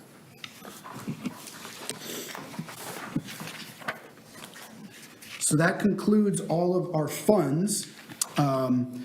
So this is just a recap. So this is the second time a mid-year budget review has been performed for the city. Finance does continue to notice a trend in the capital expenditures. What does get spent is usually much less than what gets budgeted or what gets adopted. And we'll kind of go into that, into why we see, because I know everybody's on everybody's mind is why are we falling off the cliff in the next presentation. So finance did review and adopt the adopted versus actual for fiscal years 20 through 24. And so the next slides that we have are going to basically go into, here's where we see that we kind of, as a team, a leadership team, we need to do a better job of honing in on the capital projects. So that way it's not like we're trying to say we're going to spend $3 million in one budget year when really we're not meeting that dollar amount. And so the expectation could be there for God and country to think that it's going to get done. And we've kind of worked through that this last year with doing that 5-year CIP to where we're splitting things out and showing it, how are we going to do this in a 5-year increment? So it kind of helps, like, here's the total budget that we know this project takes, but what is the next 5 years going to be pulling in order to get it accomplished? So hopefully that will continue forward, and we'll continue to work on that. But this is just for informational purposes as we get moving forward. And that's kind of the challenge that we have, that we increase is, as labors and materials go up, it's important that we have the accurate estimates for capital expenditures in those plans. So moving forward, police, their capital expenditure, we kind of did this 5-year average. Like I said, we went through fiscal year 20 through 24. They do a good job of basically estimating what they think that they're going to be spending on their capital project. Obviously, nobody knew a dog was going to eat yarn. They didn't think anybody was going to crash. I don't anticipate it being quite as good as it has been in the past, but generally a 5-year total is 97%. That's great. So those are kind of like, we can really rely on his capital expenses hitting that mark. These graphs look good too.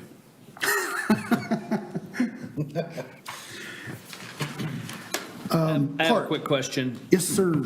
Is it, you don't want to plan for catastrophe, or do you? Like, I think our HR director was like, yeah, we don't budget for someone getting injured because we don't want anybody injured. But is there a way to kind of look back at the history of crashes at the police department and see if maybe it makes sense to budget for, like, have a contingency in the budget for the replacement of a vehicle or something along those lines? So there already are contingencies in the budget. It just depends on how much, like, I think last year it was approved at 150,000, but we didn't dip into it. So there are contingencies, but it's hard to sit here and say we're going to have a contingency just for them, because they all float under the general fund. So okay, I see. So hopefully they can dip into it if we need to. Okay. And then contingencies are kind of in those separate funds, so to speak. If we don't dip into it, then it's kind of like it's a no foul situation. Okay. We don't need them. But better to be safe than sorry, I think, is what they're there for. Okay. So, yeah, so we do kind of have I have that. a question, if I may. So you're saying that consistently the city's been budgeting more for capital than they've actually spent. Do you think are they budgeting in these, contingencies into their budget plan? Is that the case? They're saying, we might spend this much, but we're not sure. So let's over budget just to make sure we're not under budgeting. Is that what's happening, or? Finance usually helps with the contingency. The directors usually wind up thinking what they're going to expend during the year, and even for capital outlay. Because and it brings back just as an example, we just approved the 10th Street way under budget, and which is good. I like to be under budget, but also you're always watching. One thing you watch for is, are they over budgeting to make sure they always go under budget? And so that's a temptation That's to called do padding? that. Yes, I wasn't gonna say that, but yeah. That's what it's called. Yeah. Yeah. The GFOA has, conferences and things of that nature to help with budgeting. I'm not an expert in, like, say, parks. I'm not an expert in streets. I'm not an expert in transit or anything. So I have to rely on my team to be able to help me assist with what do you think you're going to need to get a project done. I can't sit there and tell them that I don't think it's going to get done, so I'm limiting your amount that you want to budget for it. I'm not that expert. It's really a team effort of what they think they're going to be expending in that fiscal year. The contingency is just built in case we can utilize it. If it's going to be way over that contingency, then we're going to be in front of, the council trying to explain why we went way over budget. Yeah, and there's that psychological thing, I think, and it is my own theory, is with politics, it's I a think that's why there's such a big yeah, it is a kicker tac- every year, is because I think that those in budgeting are sitting there saying, people are going to hate me if I get this wrong in one way, but they're going to love me if I get it wrong in the other direction. Right. And I think there's that psychological tendency to do that when you're budgeting. or forecasting or whatever. And it's hard to be exact. We can never, I don't think we can ever do that. So they're trying their best. Counselor Patton, you had a question? My read on this over the years of kind of watching this whole process is that many department directors are really excited about the projects that they have on their list. And oftentimes they add more projects to their list than we can realistically get done in a year's time. And so then they end up getting pushed back. I think that has just been a chronic thing that the city has done for many, many years. But it seems like with Scott and Eileen's help and stuff, we're starting to see a dial back of that. So I expect this to come more in line as we go on through the next 2 to 4 years of budget cycles. I mean, that is the goal, is that we were trying to we're trying to hone in a little bit better to where we're not seeing, I don't know, funds hostage. Is this a standard to look back at 5 years in this way? Is it a standard? Yeah, like, is it common? Is this done every year? It's just to get an analytic of here's what it look at, that we see this as a potential improvement educational tool. And so to get an idea of the past 5 years helps us understand that it is a problem in these certain funds, and we're just going to concentrate more on that area. So I wouldn't say, this is only the second time that this has ever been presented. Okay. So I couldn't tell you if it's done that way across the board with other jurisdictions. But it just kind of gives you a snapshot in time of here's where usually the capital expenditures are budgeted versus what's actually happening. Yeah. I mean, there's just so many factors year to year. Yeah. And looking at it like this, yeah, it's like, okay, parks, 24%. Police looks like they're doing a pretty good job. Right. And so I just don't know, is 5 years, 6 years, like where did we come up with 5 years? Why are we Round seeing number. this? Nice round number. Just easy? Yeah. Okay. Yeah.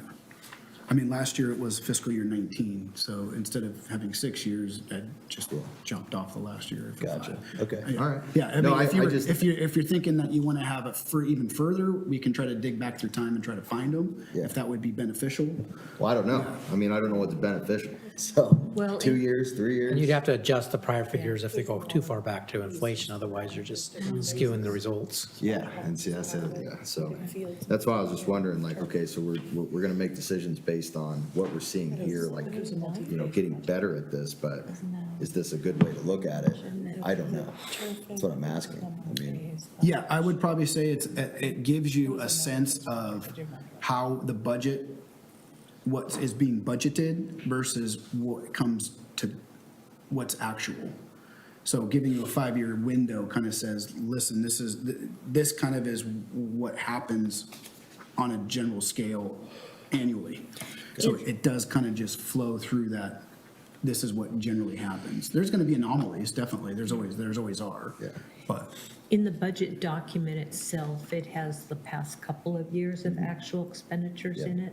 But sometimes it's good to go back a little bit further and look at trends and, and see if there's any, ups and downs, any pattern.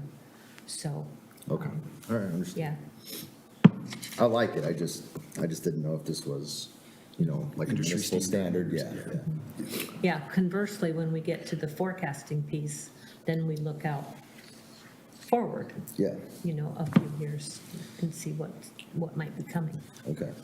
Yeah, 'cause something like this, when we're doing the actual budget, right, I feel like this would be helpful to have in front of us, like in those packets, even though, yeah, we see what happened last year or I guess 2 years, Yeah, right? 260. And then what we're looking at doing, seeing this attached to that might be nice, right?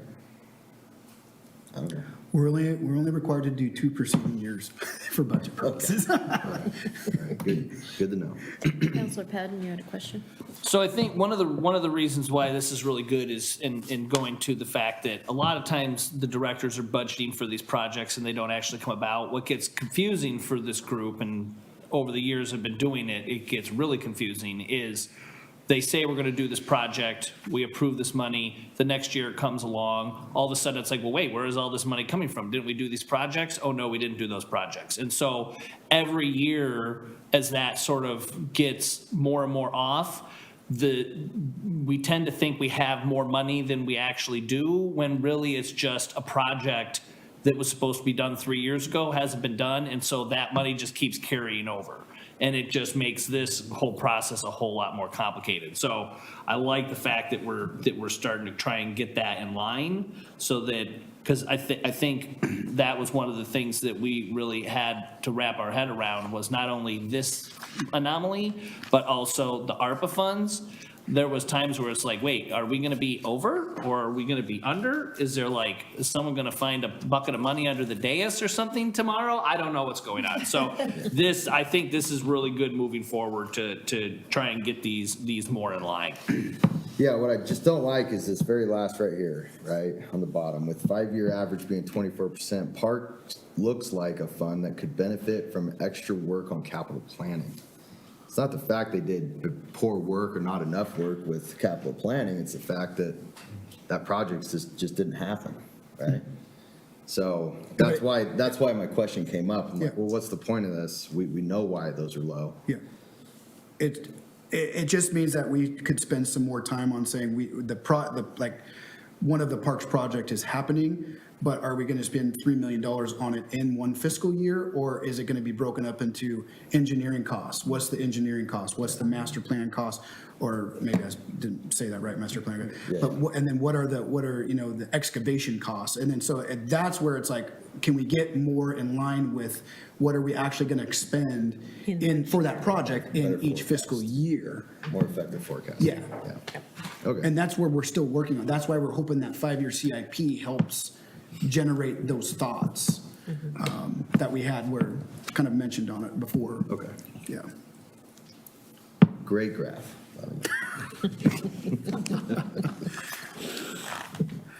Okay, are we good with parks? Okay. Yeah, Scott, just for clarity, every year, the Parks and Rec Committee, along with the Public Works Director, they do budget for. And the dog park, and where it says, and master plan projects, everything expended out of the parks SDCs comes out of the master plan. And so we are following the master plan. We have made adjustments in regards to some of the projects so that we could, i.e. Dodds Addition or Dodds Farm or Auburn Farm development, so that we could do the project right, because we would, if we had spent what the bid came in, we would have been over budget for this year, but it came out of the park master plan.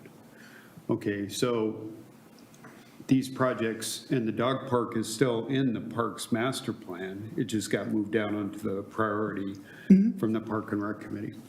Yeah.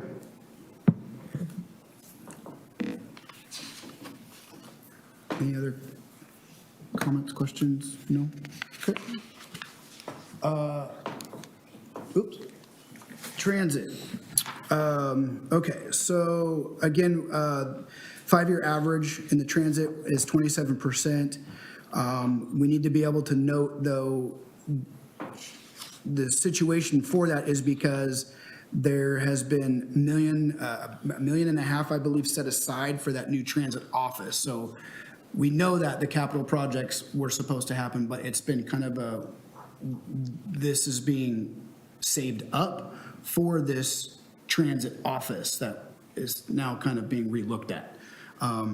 The money is still sitting there, and it's part of the capital project for year to year because it's supposed to be happening, but there's been snafus, and we're working through that now, which is why you see the 27% is kind of it's not really reflective, because we do have bus shelters that have been put in the budget 4 times. And we all know that I don't know, is it 99? Or is it a 4-letter word? That has delayed the bus shelters from going in for 4 years. well, not 4 years, but it's been delayed for like the past few years because of that, and on top of other delays. So they're not even fully in yet. So we're not actually putting those dollars towards that capital project until they're installed. That's why they're still sitting on there and so his capital expenditures look poorer than they are, but there's savings for the transit building. And then there's bus shelters that still need to be put up and put in, and they're slowly working on those. Hopefully by the end of this year, we'll finally have them in and I can start depreciating. Is there any questions on the transit side? Question. Yes, Councilor. It's about the budgeting issue, and maybe there's something in there, I just don't understand it very well, but so say we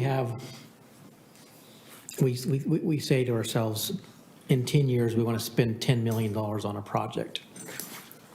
There's no way to budget 1 million each year, then not spend it, and then spend the 10 million in the final year, like basically save up, or do we have to always budget only what we're going to spend, that year? So, I mean, so like, for example, the shelters, we know we're going to put them in sometime, and when we get the go-ahead, when the streets are all finished and everything's all perfect, they'll go in. There's any way to just accumulate that in some sort of reserve fund for projects that we know are going to happen, but we just can't afford to do it 1 year and then save up for it? I think Sort of like reverse debt financing. Yeah. I think the difficulty is that, like, Todd, as the director, probably was anticipating that he would be able to put some shelters in along the way, but I think he's taking his best educated guess of how much it's going to cost to put it in. We've already bought the things, but there's going to be costs associated with putting them in, and that's still going to be added to the cost of the capital asset. So that's still going towards capital outlay. But I think he's just anticipating, if I do this and I don't appropriate for this spend, then I can't do it because we didn't appropriate it.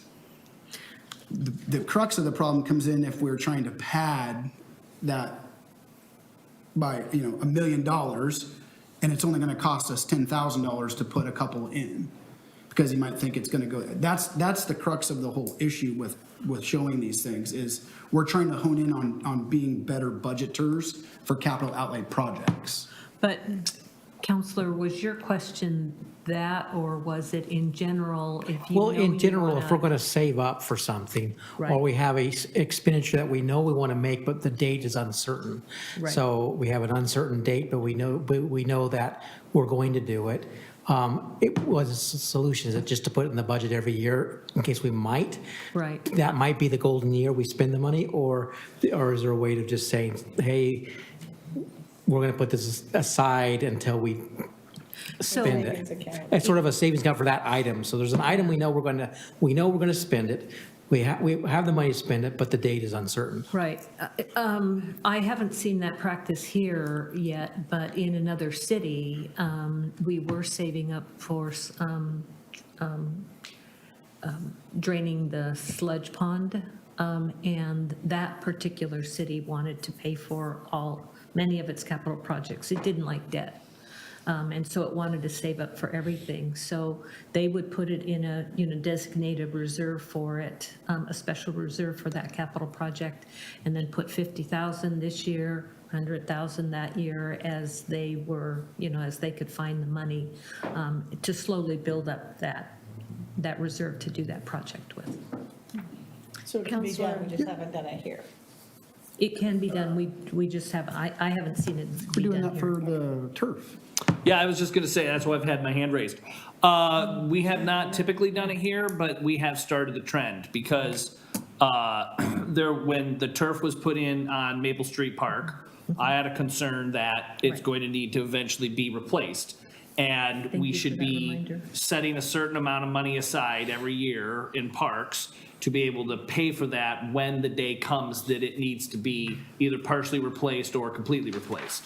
And last year was the first year that money was put into a specific line that was for Maple Street Park turf replacement. That's right. I think in the read that I have gotten is that our accounting folks would prefer that we not have too many of those type of lines because it becomes difficult to, it becomes difficult to track all that. And it's just that much more, like, that many more buckets to make sure are all in line in the right place. But yes, essentially, we can save money for a specific project with. Because I'm thinking, yeah, I mean, and this is just maybe higher level, but someday you're gonna have to replace the roof on this building. It's gonna happen.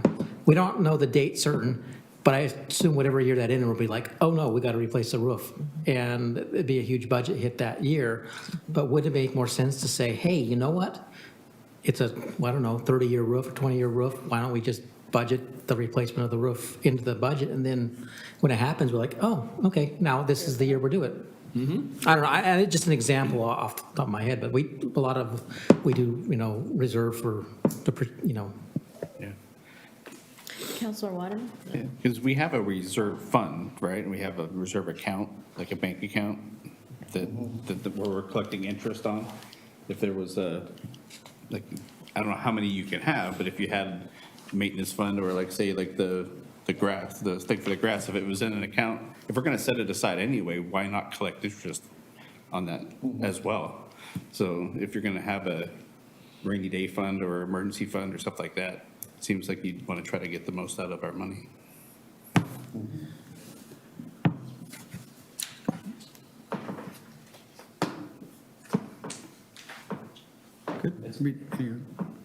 Okay. Where are we at? Swim.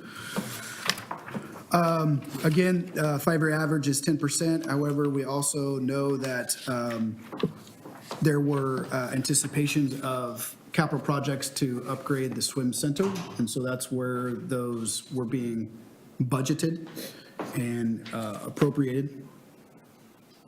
So to date, the large renovation project has just begun, so that's why he's looking to start moving those annual appropriations into actual project. Other than that, next is streets, and again, this is total budget for the 5 years was 23 million, total spent was 7, 5-year average 32. So again, this is another fund that basically looks that we could use some more effort into making sure that the projects kind of are in line with what it was actually spent. This is an example of one that kind of ebbs and flows because Jerry is on a periodic pavement schedule. So sometimes he has high expenditures, other years he has low. IT. Again, this is about a 59%. So again, we can look to see how we can be better at scheduling capital projects as they come in, such as the servers.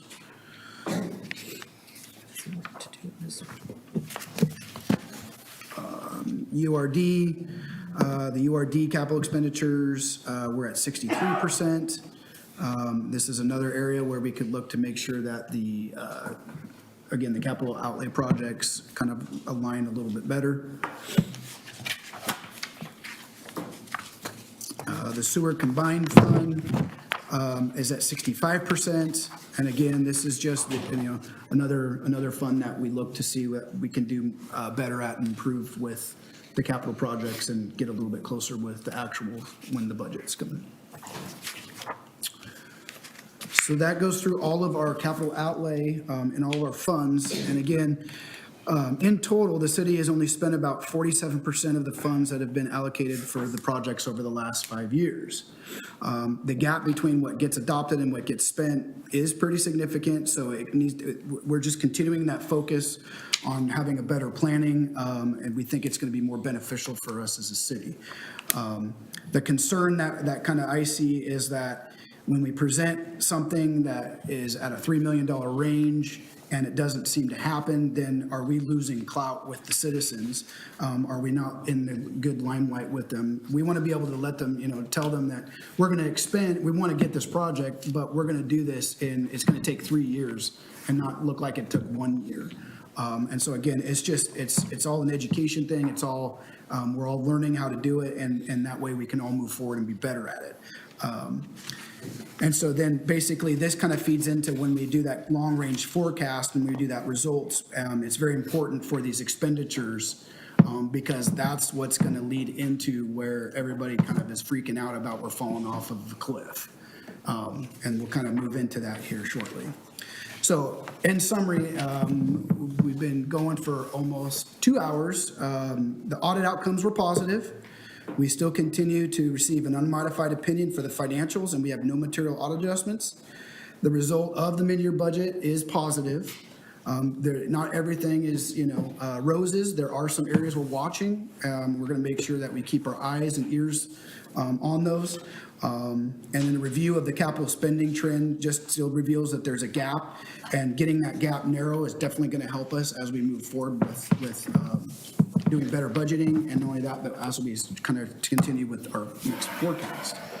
That being said, I don't know if you break or Yes. question. Yeah, I just wanted to, I got a couple of things. So those last slides, it also shows that we're good at saving money, right? Or not spending money. And the police are really good at spending money, right? I mean, that's pretty much what it said. I mean, am I seeing something wrong with that? No comment? Okay. So one thing I want to highlight, which it kind of was, kind of to go back to the very beginning, I just wanted to see the rest and kind of how it was explained. Which slide do you want me to go back? Just to talk about SDCs. Uh-huh. So, at least in my mind, this is very, very concerning, right? So SDC revenues collected are far less than budgeted, 18.4% collected. Let's just say that trend continues. I really have several questions, but the one I have written down is like, if this doesn't improve, how does this affect the general fund and council's goals of keeping a 22 to 25% revenue? In reserves? So your first question is, If this trend continues, I believe council has already recognized that they don't want this trend to continue. That's why council is looking to expand the urban growth boundary and to also increase the SDC charges. Mm-hmm. So that way, as we continue with growth, there's going to be more of a draw on this current system, and we're allowed to be able to utilize those SDC charges to expand and improve on those. But if we're stifled with growth, we can't release those SDC funds. We can charge more, but we still can't expend them unless it's to improve or to expand. So we are addressing those issues. It doesn't seem to happen overnight, but there's a lot of processes, and I am not the expert on how that happens. But we got to get the urban growth boundary expanded. We got to work on the SDC charges. So those things are currently underway. Yeah, but I mean, that's not going to affect this year's, Correct, it won't affect this year. Yeah, so that's my concern. So how much are we going to have to, I mean, if it's let's just say worst case scenario, it's 40% collected. That's a huge hit on streets, storm, sewer, at least from what I could find. Well, I mean- SDCs can only be used for new capacity. That doesn't affect the general fund. Doesn't affect current meeting. No, but the money going into those, street improvement, right? That's from the SDCs.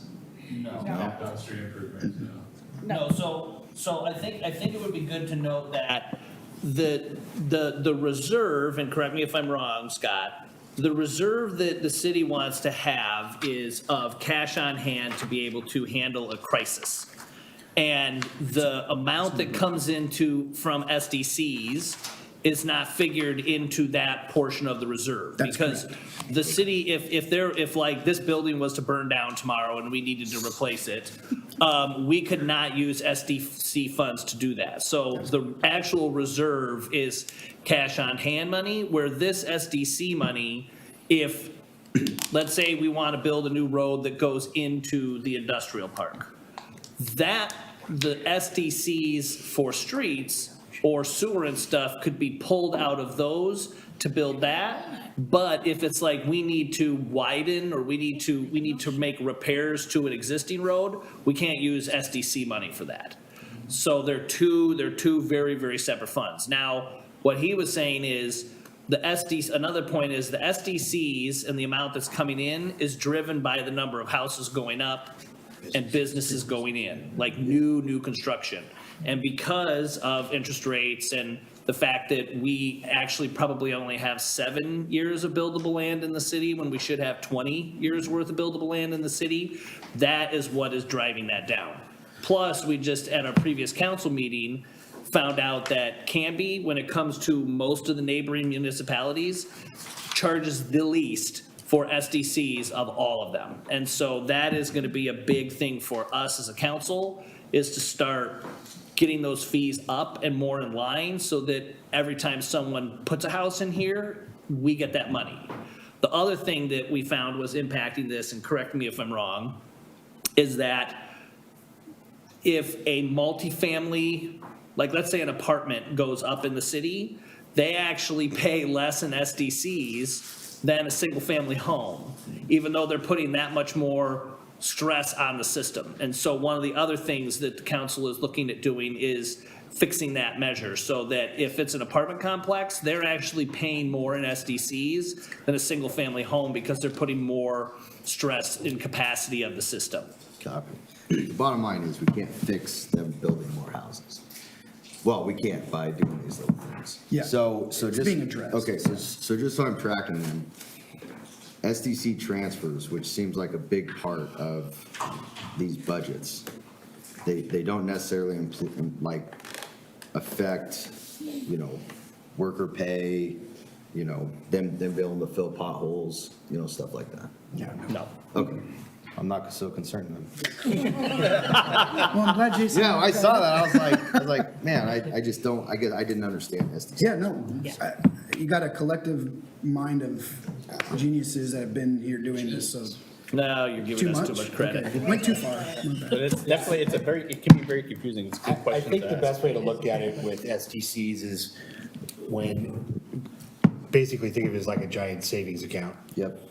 For sewer, streets, parks. What else do we do SDCs for? Well, there's water, but that goes to Yeah. Canby Utilities. So every time somebody puts up a house, I think it's for parks, $5,600 in it for system development charges goes into the park fund, which then parks holds on to if they want to, like we spent SDCs because we were expanding the capacity at Maple Street Park. So we could draw from that account to use part of that money to pay for some of that expanded use. Understood. I'm just a civilian. No. No, it's great. It's taken many of us a couple of years to figure it out too, Yeah, so you're they're not. only a couple of years ahead of you. Perfect. I'm still. Yes. It's clear as mud. Okay. What's next? Is that it for tonight? No, we got one more. I just didn't know if we want to, break Take a break. what, yeah. I'm not. Need a break? Power through, get it done.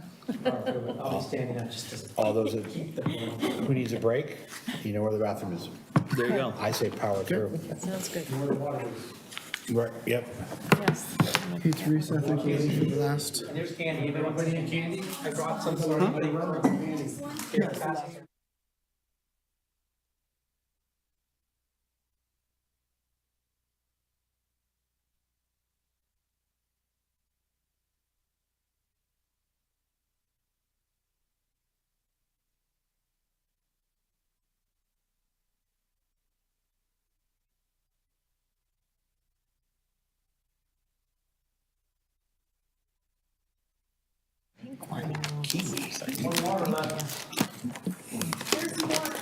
I'll take it.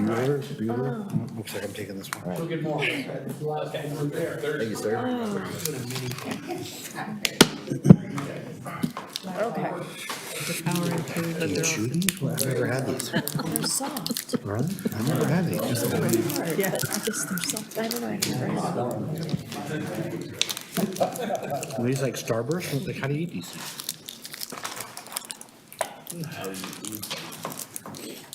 I guess I'll wait for them to come back, I've never had one. or just go. Oh, okay. Should I go? Yeah, let's go. Okay. Yeah, let's move All right. Okay. Batman. So here is the general fund forecast presentation. So now that the fiscal year 24 audit's complete, finance updated the fiscal 25 beginning fund balance based on the audit. Then I went in and finance adjusted the forecast to include all of this additional information. Okay, so probably what is on everybody's mind is the fiscal 25 adopted budget started with an estimated fund balance of 10.7. This was all me, and I overstated that fund balance because I misinterpreted a note when I was calculating that beginning amount, and I included the ARPA fund twice. It was already in our ending fund balance, and then I added it to the fiscal 25 the second time. So that was my fault. I misinterpreted the note that was on there because the note said beginning fund balance as of 7/1/2025 equaled $2.656 million. It was already sitting in our ending fund balance of $8 million that was projected. So we should have started with an $8 million projection. That's where we should have started, but I added that in error based on that misinterpreting that note. And that's why it became 10. That's why it became 10. So if we look at the actual numbers that pulled out, the 7.6 is the actual ending fund balance for fiscal 24. That becomes our actual beginning fund balance for fiscal 25. So the difference was basically that 3 million because of that addition, and that really is the ARPA funds that were double counted by myself when I did that, and I misinterpreted that footnote down at the bottom. So that was my issue. That being double counted still allows us to as we go forward, and we start looking at the revenue, that money, I told the government on our CFA, which is in your financial statements, we expended those funds. The reason I did that was at 12/31/2024, that $3 million had to be obligated. It was not obligated. And I recognized that right around August, September. And as we continued through the year, there was no talk about obligating those ARPA funds. And so I could have either wrote a check back to Treasury and said, thank you for the money, but here's it back. We didn't spend it on anything in the city. So I audited this before under a single audit for other cities, and I knew that we could use that legally to say we expended that on police wages, public safety wages. So I reported to them that we'd expended that money in 2004, fiscal year 2004, for those wages. What that did was basically freed up other revenues in the general fund.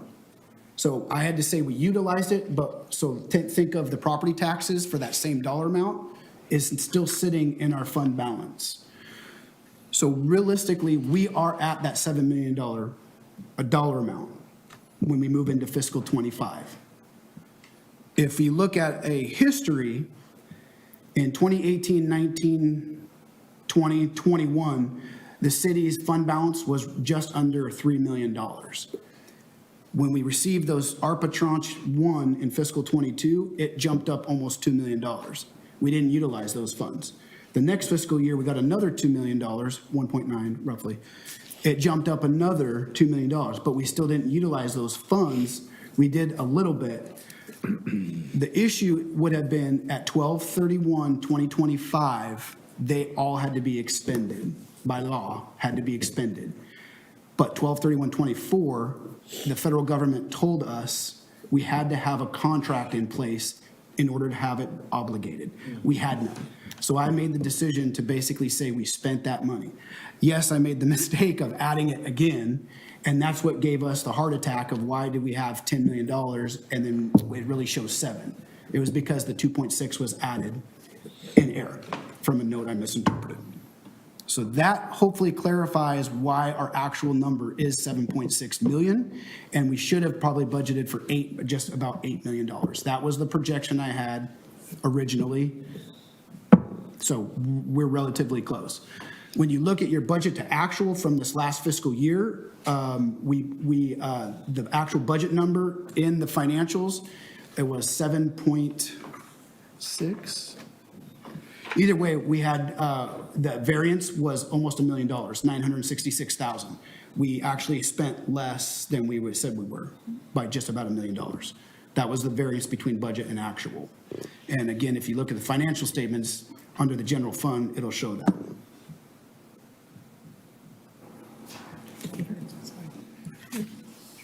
So, Scott, and maybe it was before you came here, but if I recall having a work session, a detailed work session, as well as a city council meeting in regards to what the expenditures for the ARPA funds were, with the understanding that they had to be expended or a contract obligated by the end of '24.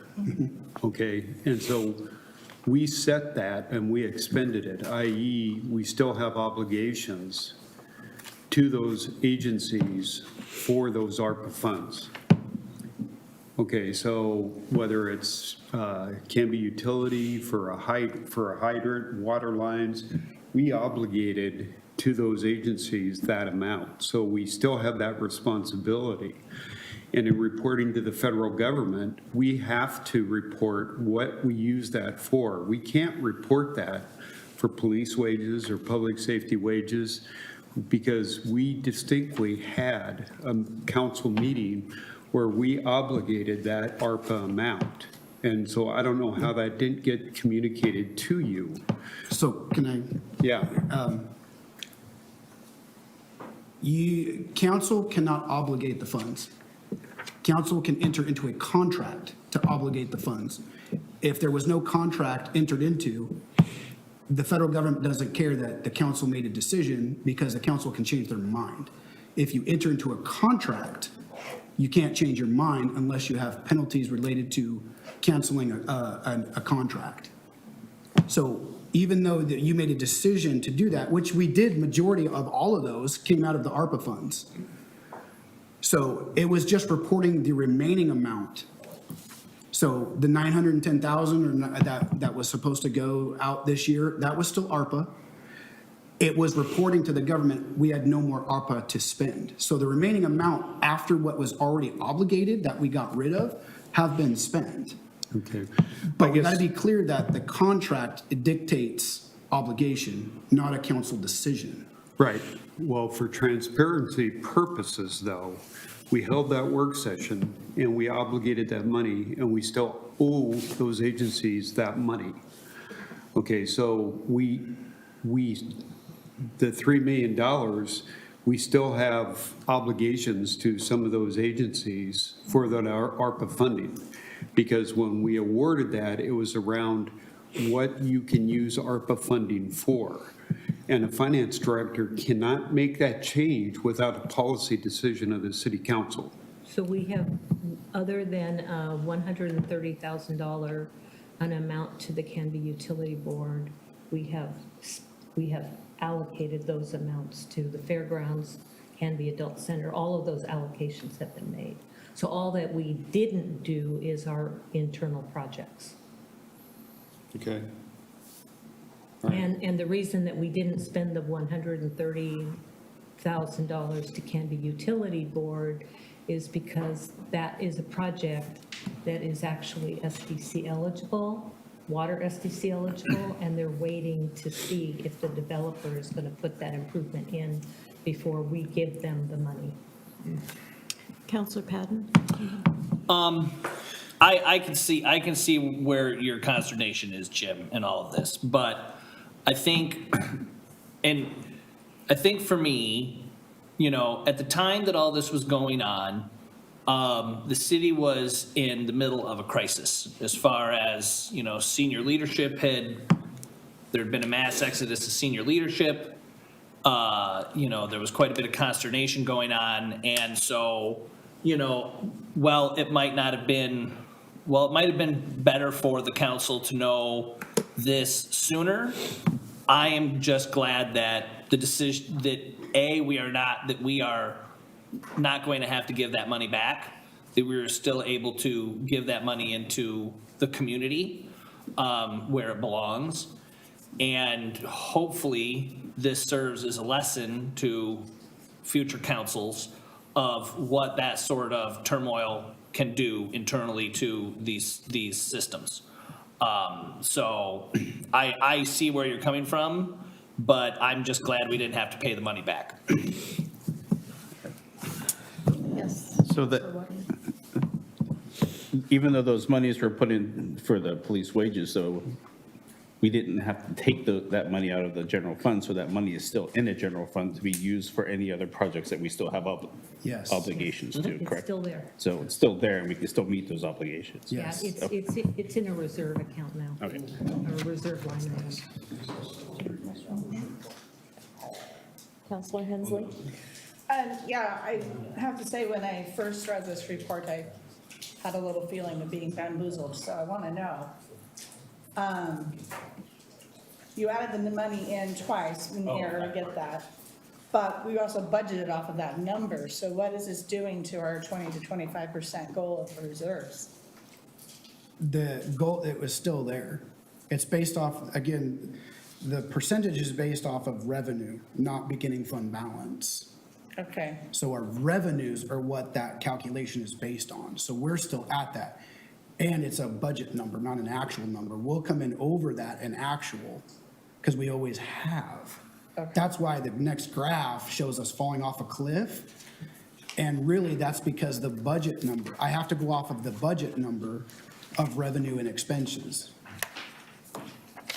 So if we budget and we expend everything that we budgeted, then our beginning fund balance in 2025 will be just over $400,000.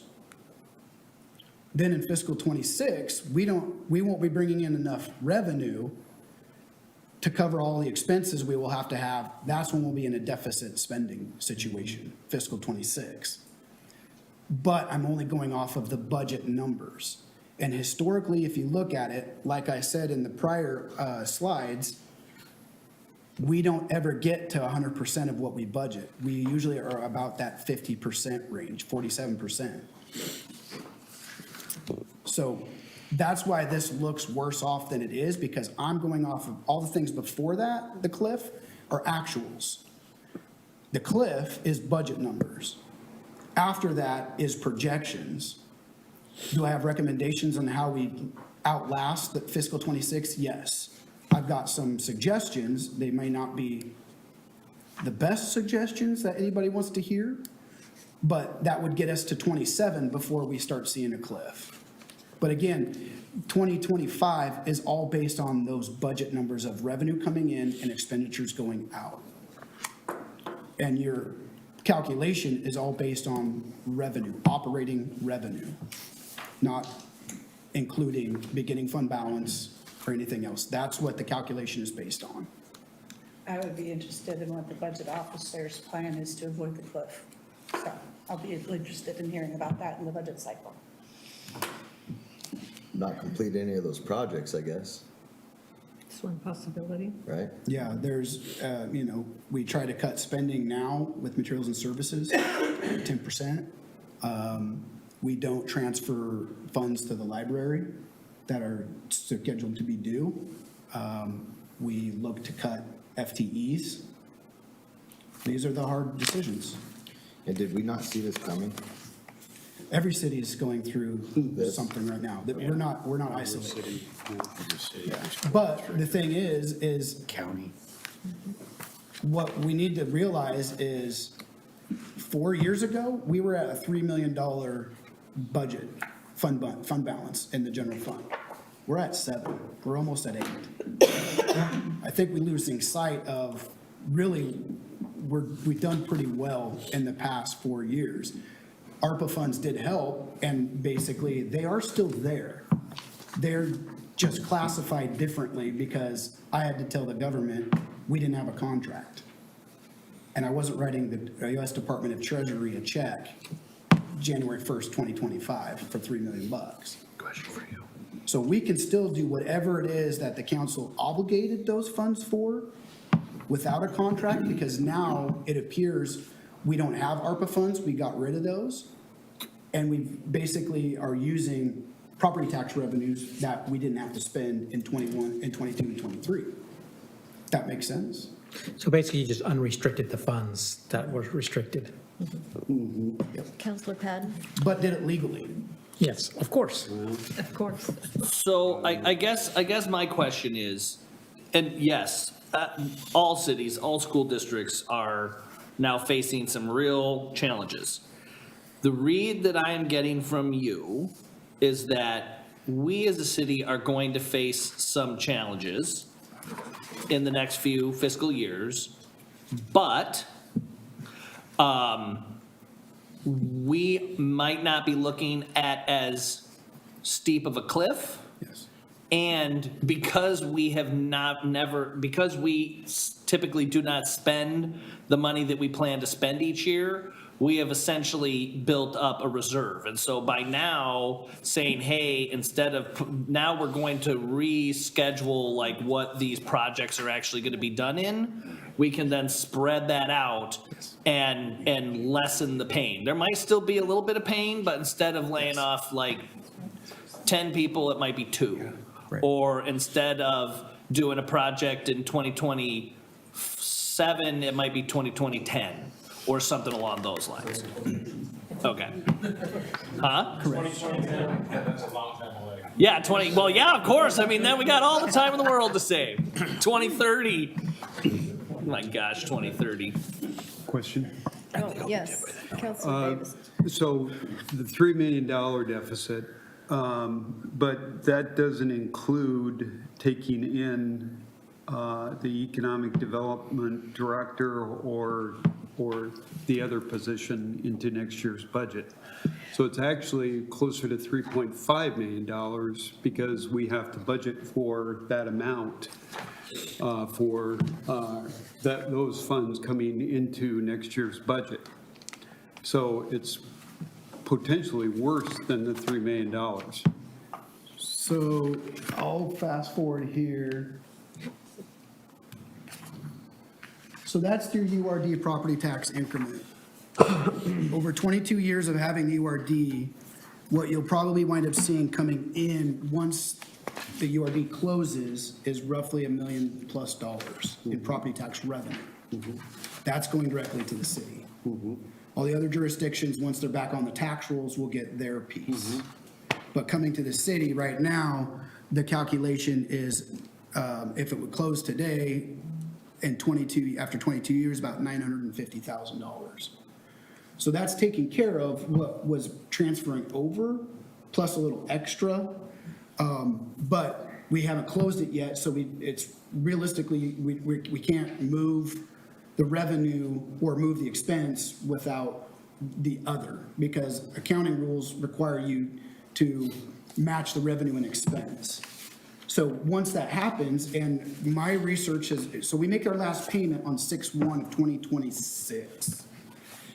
According to the statutes, and I would probably say, let's have the conversation with Emily, because, I'm not an attorney. However, my understanding of the statute is a URD can close only upon approval, so an ordinance has to be passed by council. That's when it can close.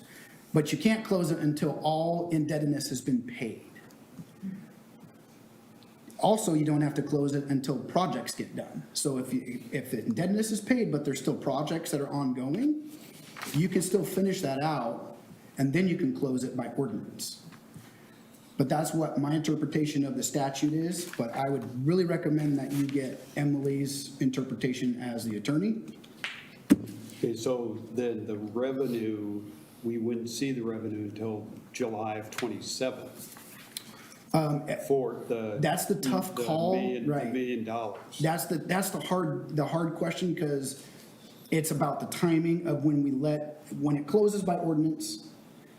When are we supposed to tell the county that we're done? And it goes onto their tax, so they got to do their calculation because all that goes back under the tax rolls. So it's out of our hands, it's in the county's hands. And then how fast can they turn that around to get it out in November on the next tax roll? There's a loaded question. That's, yeah, right, that is a loaded question, because I don't know. I just know that legally, we have to have our indebtedness paid in full, and then by ordinance is when the council can close it, and that means everything's gotta come out of the agency over to the municipality, which is basically the city. And we have one more project that we haven't undertaken yet in the urban renewal that the city council wanted us to undertake, and that's the redevelopment of Fur and Grant and that area as well. So that hasn't been designed or anything yet. Yeah. Okay, so we can cancel those projects. Good. Yeah, because if we closed it sooner, then the city and the other junior taxing districts that'll be divided up back to those junior taxing districts as well as the city. But we can't close it until after 6/1/26 when that Yes. last payment's made. Right. So we could do an ordinance in June, but that'd be the quickest we could. Right. Could we accelerate the payment by not having the project done, so? No, they've already, Been beat to death. Yeah. they've already accelerated it. I'm new on the council, so I don't know. No, you're fine. It's a No, good they question. refinanced it and they accelerated it as But much as we can already. again, that goes back to those salaries coming into the budget next year. Into Without fiscal transferring it out of the urban renewal agency. Into fiscal 26? So The is 26, the 27. anticipation closing it in fiscal 26, which is in June? So we make it 6/1 and there's going to be an ordinance to close it as of June 30th? Is that right? Is that what the plan is? 26. Because then it's 27, fiscal 27. This budget committee made it real clear, or the urban renewal, that we wanted those salaries to be put into next year's operating budget. So that we didn't have to absorb those all at one time, or a portion of those. And a full understanding with the other junior taxing districts is that we're going to be closing this at the end of '26, fiscal year 25-26. That's the obligation we have made to those junior taxing districts.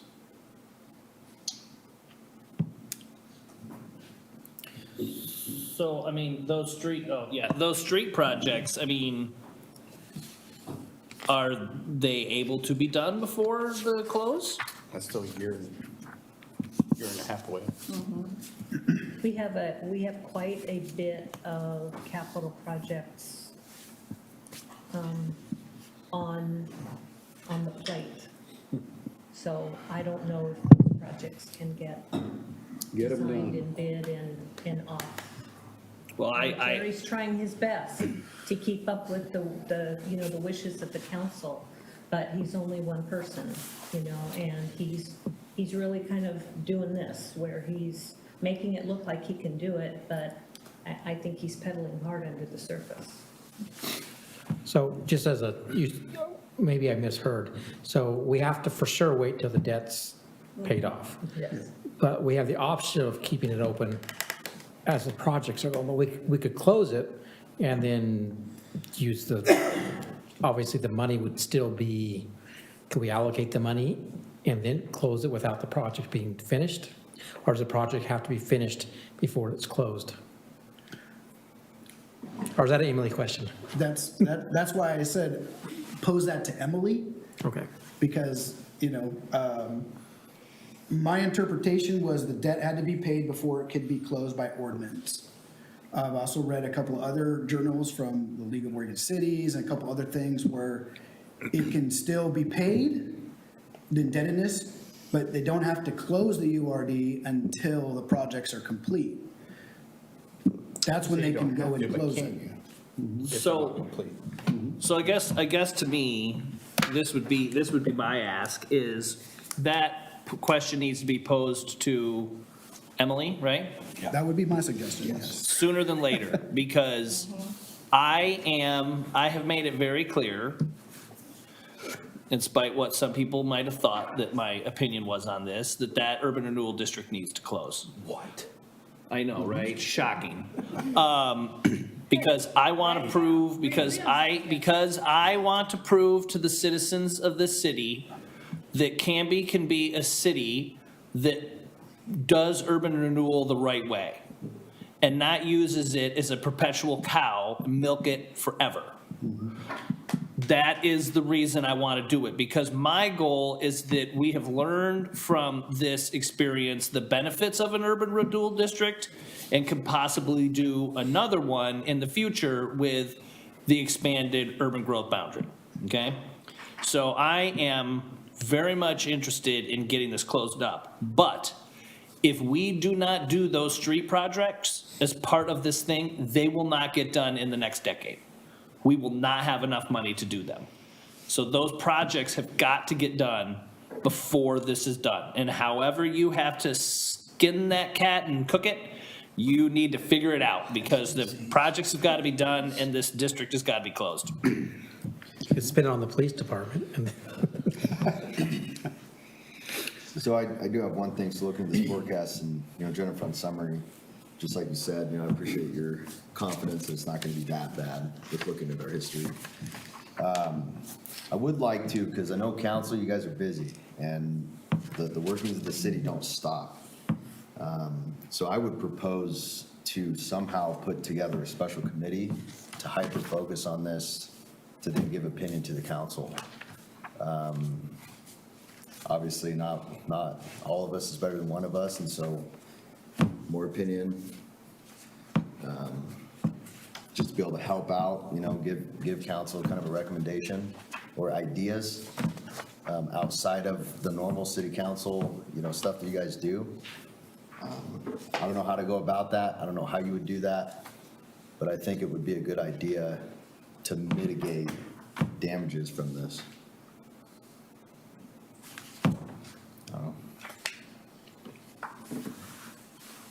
I mean, I'd be interested in hearing how something like that would look like, but I mean, ultimately, at the end of the day, the decision comes to count, the decision has to be made by the council.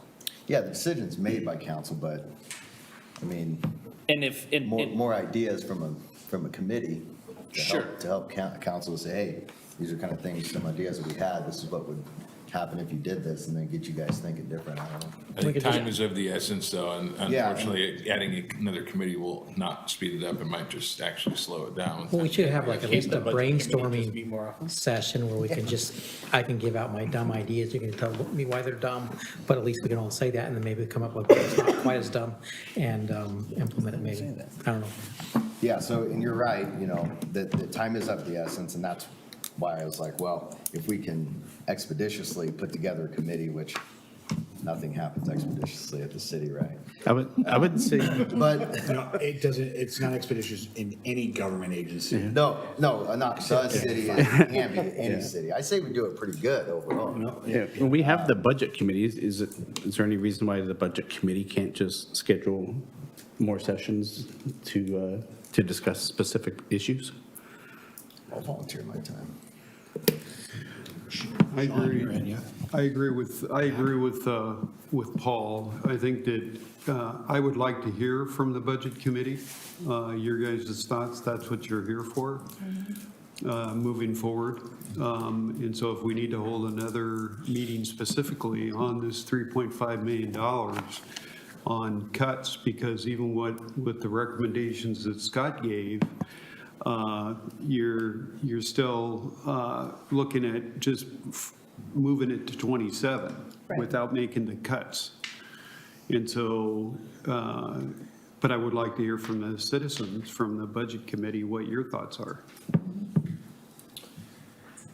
And if I may, something I would really like to avoid is, back when I was originally on council, we had a building department, and they had extra revenue when the city was booming, and that department continued to run as if nothing was wrong when it was not making any revenue. And then all of a sudden, the budget cycle came, and it's like, holy crap, we're gonna have to shut the whole thing down, and we're gonna have to lay off all these people, and we had a city staffer bring their family into City Hall and stuff. We cannot have that happen We again. ate through reserves like crazy because we didn't react fast enough. And so I think and I'm just gonna say this, this is scary, and this does not surprise me that we're having this conversation. I knew that it was coming, but I think because even though there was an accounting error, which granted, Scott was new, he came in the middle of a crisis. I think that the city has done very good financially over the years to weather a storm like this. And I think between city staff, our city staff is very resourceful and very intelligent. They can come up with recommendations, like a menu of recommendations on how to weather this storm over the next couple of years. And then this committee meet again, because it's already formed, and it's a mix of council and citizens to then vet those options and start to really come up with some solutions, I think is an excellent idea.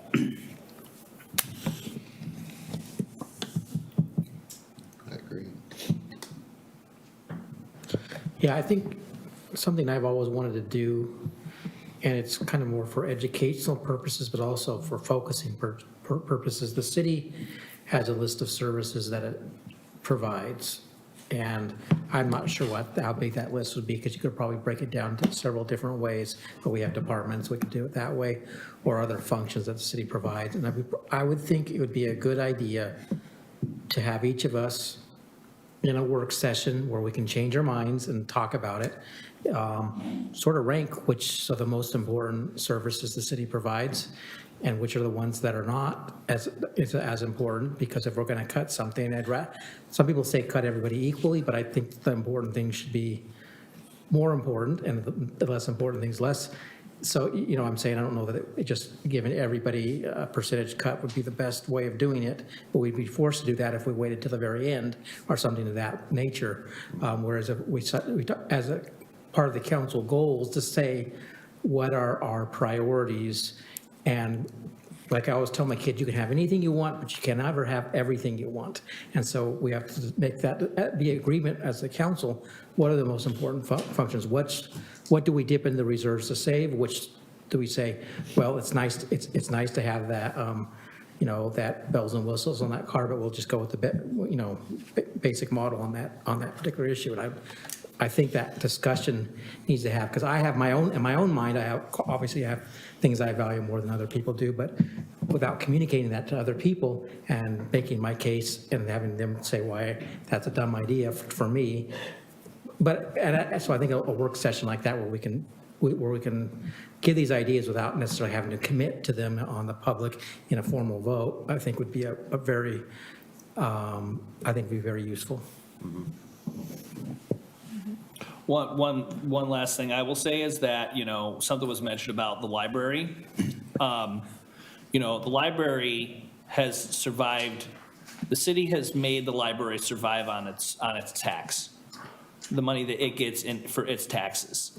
It has only very rarely ever given that money to operate. In fact, when we lend them money, we've charged them interest. I will if there is any sort of thought of taking some of the library's tax money to backfill this hole, I will raise hell. It will not be pretty. Those are the kind of conversations we should have in an open meeting, like I say. So your priority library, and so I think that's important to hear. But I mean, we in a format where we can discuss and rank things, as not everything is 0 or 10. You say, okay, maybe there's a 3 or a 4 priority. Other ones that, for him is a 7 or 8 priority for library, or a 10 or whatever. But that's the conversation that Jason and that we need to have, and informed by members of the public as well, so that we're not making it in some sort of little chamber that says, what are the priorities of city services? We're always talking, every department I see wants to expand services. Transit, they all say, we want to have more routes. Yeah, that's great. We want more police officers. That's kind of, I like that.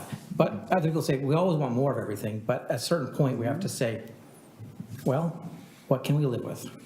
And we need to have that conversation before the crisis comes, not when the crisis is, not as we're falling off the cliff, trying to grab one another and shove them off first as the cliff collapses.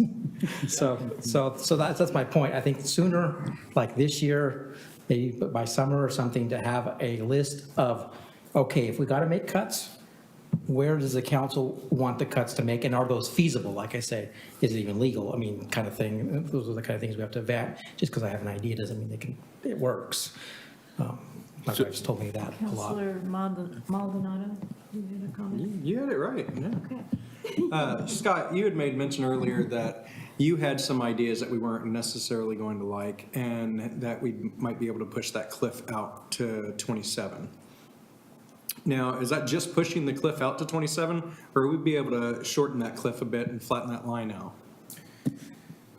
The projection I did was pushing it out till 27, but again, that was based on the budget of 2025's remaining funds as a starting point. Okay. But that's the thing, I had to use the budget numbers as the starting point for 2025.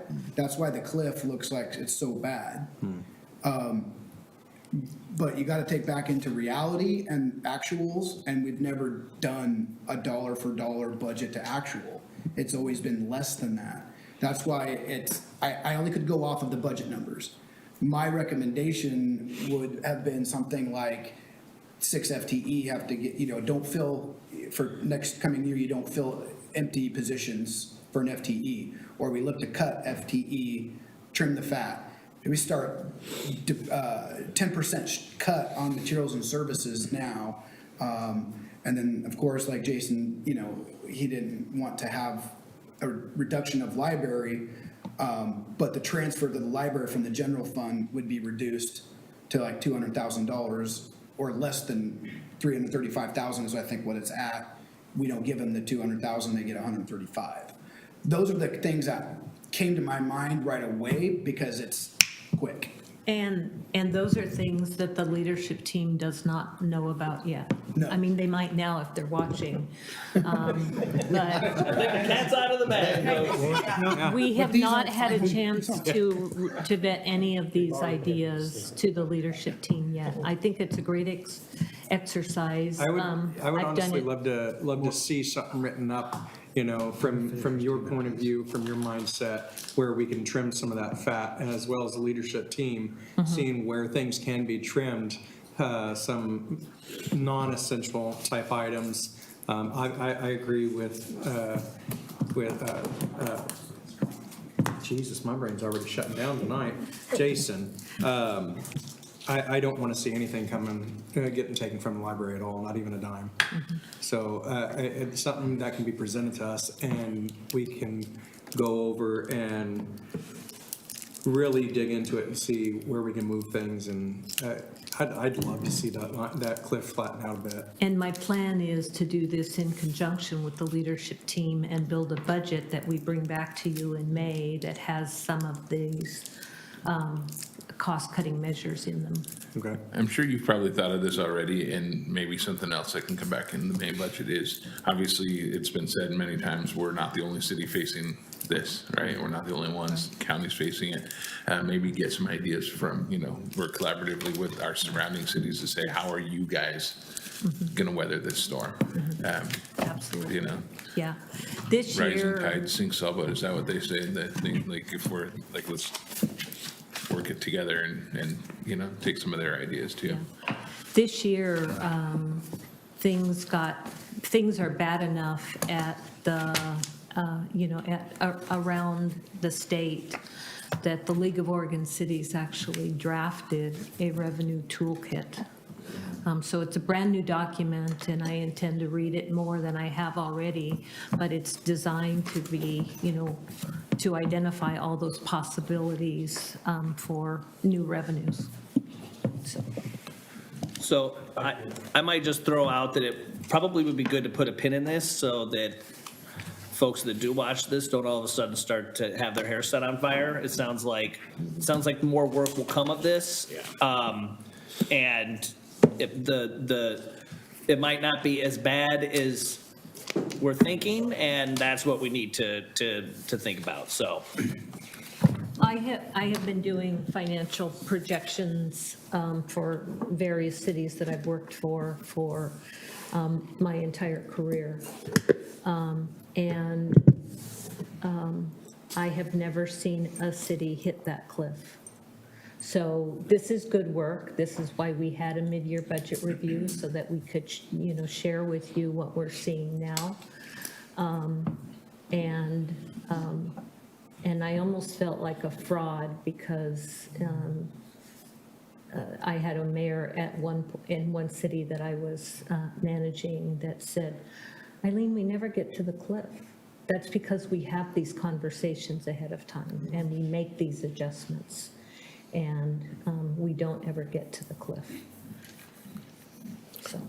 And I just want to also say, I've been pushing for a mid-year budget review long before I was on council, when I was just a lowly member of the city budget committee. And, last year was the first year we did one, and it was kind of a pseudo mid-year review. Mm-hmm. This is what I had always wanted to see. And I think the proof is in the pudding with what has come out of this tonight. Yeah. So I really appreciate I know this is not easy to put all this together, and so I really appreciate all the work that was put in to make this happen. And then build on this for years to come. Yeah. Yeah, good job. Yeah, thanks, Eileen. I Thanks, agree. Scott. Eileen. Thanks. Thank you.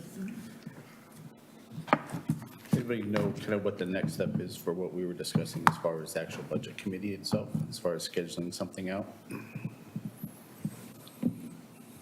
Yes.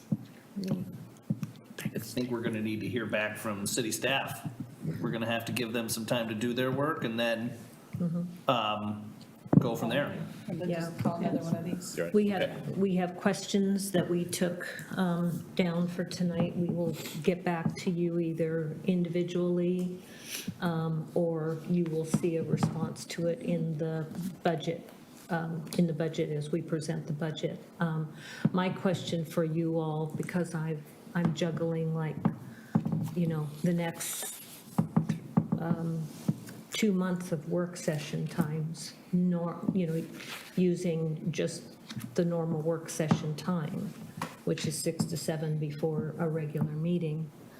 And so I'm just trying to figure out, how does this need fit in with all those other needs that I have, heard about? So the mayor and I have been talking about that, and we're really struggling with how to fit in all of the work that we need direction from the city council and you all on. And I frankly don't know how we're going to do it, other than to meet in off Wednesdays. Off Wednesdays. I think off Wednesdays, because I think the 6 to 7 just means us really disappointed because the presentation's done, and then we have questions and say, time's out. But you were going to say something, Lee? Or? Yes. I agree with all of you. And I think the solution is what you got here is a whole lot of really new information. And I think it's going to take some time for everybody that's here and the staff and you guys to assimilate that and get back to let that gel and come back and do that. But it sounds like there's really only a couple of big decisions. One is URD, is that what it's called? Do we do that? Do we not do that? And how do we make that fit into that? That's one that has to be done really soon, really quick. Whether this group does it or you guys do it or they recommend it, but they have all sorts of good recommendations. And whether this group gets back together to do that or whether you guys just do it, that seems like that's the most important that needs to be decided right now. And then I think you're right. I think there are lots of ways, and he's right. Budget's here, what we spend is here. There's a huge gap there. Right. And they'll be able to make up a whole lot of that. That cliff probably will never come. But I think that urban growth boundary thing and how to spend and when to close that and when, I think that's the most important decision that you guys need to decide. How you come up with that, whether we can help with it, great, we're more than willing to help, but I think he's right. It's going to take a little bit more concentrated effort maybe in the next couple of months, because it sounds like there's a time schedule, right? You got a year and a half, all this stuff needs to be done, maybe going to get done, and how legally is it going to be done? Those are all good questions, but I think what we've got done tonight is very, very good. It But is I think very we ran out of what we can do tonight. Mr. Mayor? Lee, I appreciate those comments very much, because I agree with you. Like, there's quite the brain trust here, and this is new information. And I think I know the council well enough to say that their mind is currently racing on this information. There's good pieces here to build on, and there's also things that are of concern. So part of, I think, the conversation, and I think on the back page, they included some suggestion pieces. You know, I know that Sean and you, Jack, and you, Lee, and Paul, you know, we've got, pardon me? Are you looking Darrow. I am, yeah, Darrow, sorry. Yeah, it's fine. All run businesses and have not, I'm sure have been in times where this has been an issue or a concern. So we need you guys to sharpen your pencils and come up with ideas as well. You share those with Eileen and Scott, you know, or the budget chair, get those, collect them and send them on or whatever.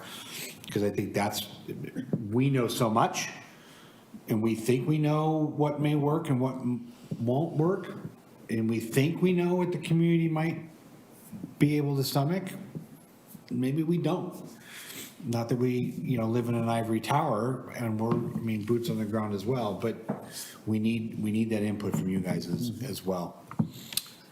I will just throw this out, you know, I've mentioned this before and, you know, hopefully nothing gets thrown at me while I say this, but, you know, I've said before that, you know, as a council, you know, it's our job to get this stuff done.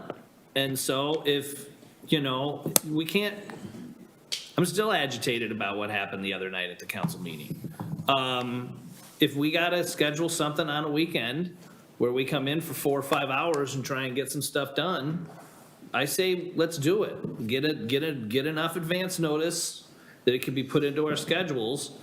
Bring food. Or, yeah, bring in food, because I am ruled by my stomach.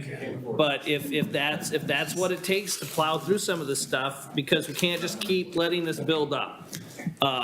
And so, or if it's something where it's gotta be, you know, we take a half day of work and come in early or whatever, something like that. But we've gotta start doing some separate, just work sessions rather than attaching them to a regular meeting so that we can get through some of this stuff. We definitely, and Eileen and I were talking about that yesterday, 50 minutes for a work session on the issues that we have all laid out from, at least the council has laid out from its council goals. This conversation, you know, the SDC for this last meeting was a perfect example. I mean, that should have been an hour and a half conversation. If we had an hour and a half, we would have been able to get all the questions asked and answered. And we wouldn't need a part two. But now we have to have a part two because we didn't have enough time. So, you know, I mean, we could fill the rest of off Wednesdays for the rest of the year. You know, and, or truncate, you know, the meetings and, you know, if it's a light agenda, throw in a work session piece. That may be something that we got to figure out, so. Without being fully up to speed with, you know, with all the council meetings and everything, do you guys have some sort of like form that shows when these deadlines and when decisions are going to be made and how you're going to prioritize making these decisions? Well, we have so kind of, I mean, Eileen has just sit down based on our council goal setting session. She and the leadership team sat down and kind of went through and looked at some of the action items pieces. So now it's a matter of what do we want to prioritize so staff knows, great, this is coming up, I gotta get this done. Like one of the things that we talk about the revenue piece for this, one of the things looking at the street maintenance fee. You know, we have a task force and we gotta get some information gathered on that. That's a revenue piece. Does that fix anything in here? Well, maybe it doesn't. You know, but there are those pieces that are still out there that we got to get done. Yeah. So there's really isn't, I don't think necessarily a Gantt chart per se, but I know that there's been talk of, great, we want to have this done in, you know, Q3 of FY, 25, 26. There's been talk of putting something together like that I think will help as well. Yeah, just with these strict deadlines and stuff coming up, kind of what we've been talking about, like, make sure that this is happening, quickly. From a citizen's point of view, it would be nice to see that. Like, hey, how are you guys prioritizing this so that we can be in that bucket when we're, really thinking and just, talking to you or sending you recommendations or whatever. Do we know what the budget process will be or when that's going to start so that we can get it on our calendars? The process has started already. We've sent out to the directors their projections through the end of this fiscal year. And then after that, their requests, their wants, needs, that will follow. So they're due back to the finance department March 23rd. So we don't know when we're going to get together again, the budget committee? On our calendar, we do have a calendar that basically kind of sets up, it's always a work in progress. The first one's in May. May 15th, May 22nd, and May 29th for the three. We traditionally have three budget meetings, budget committee meetings to get through the entire budgets.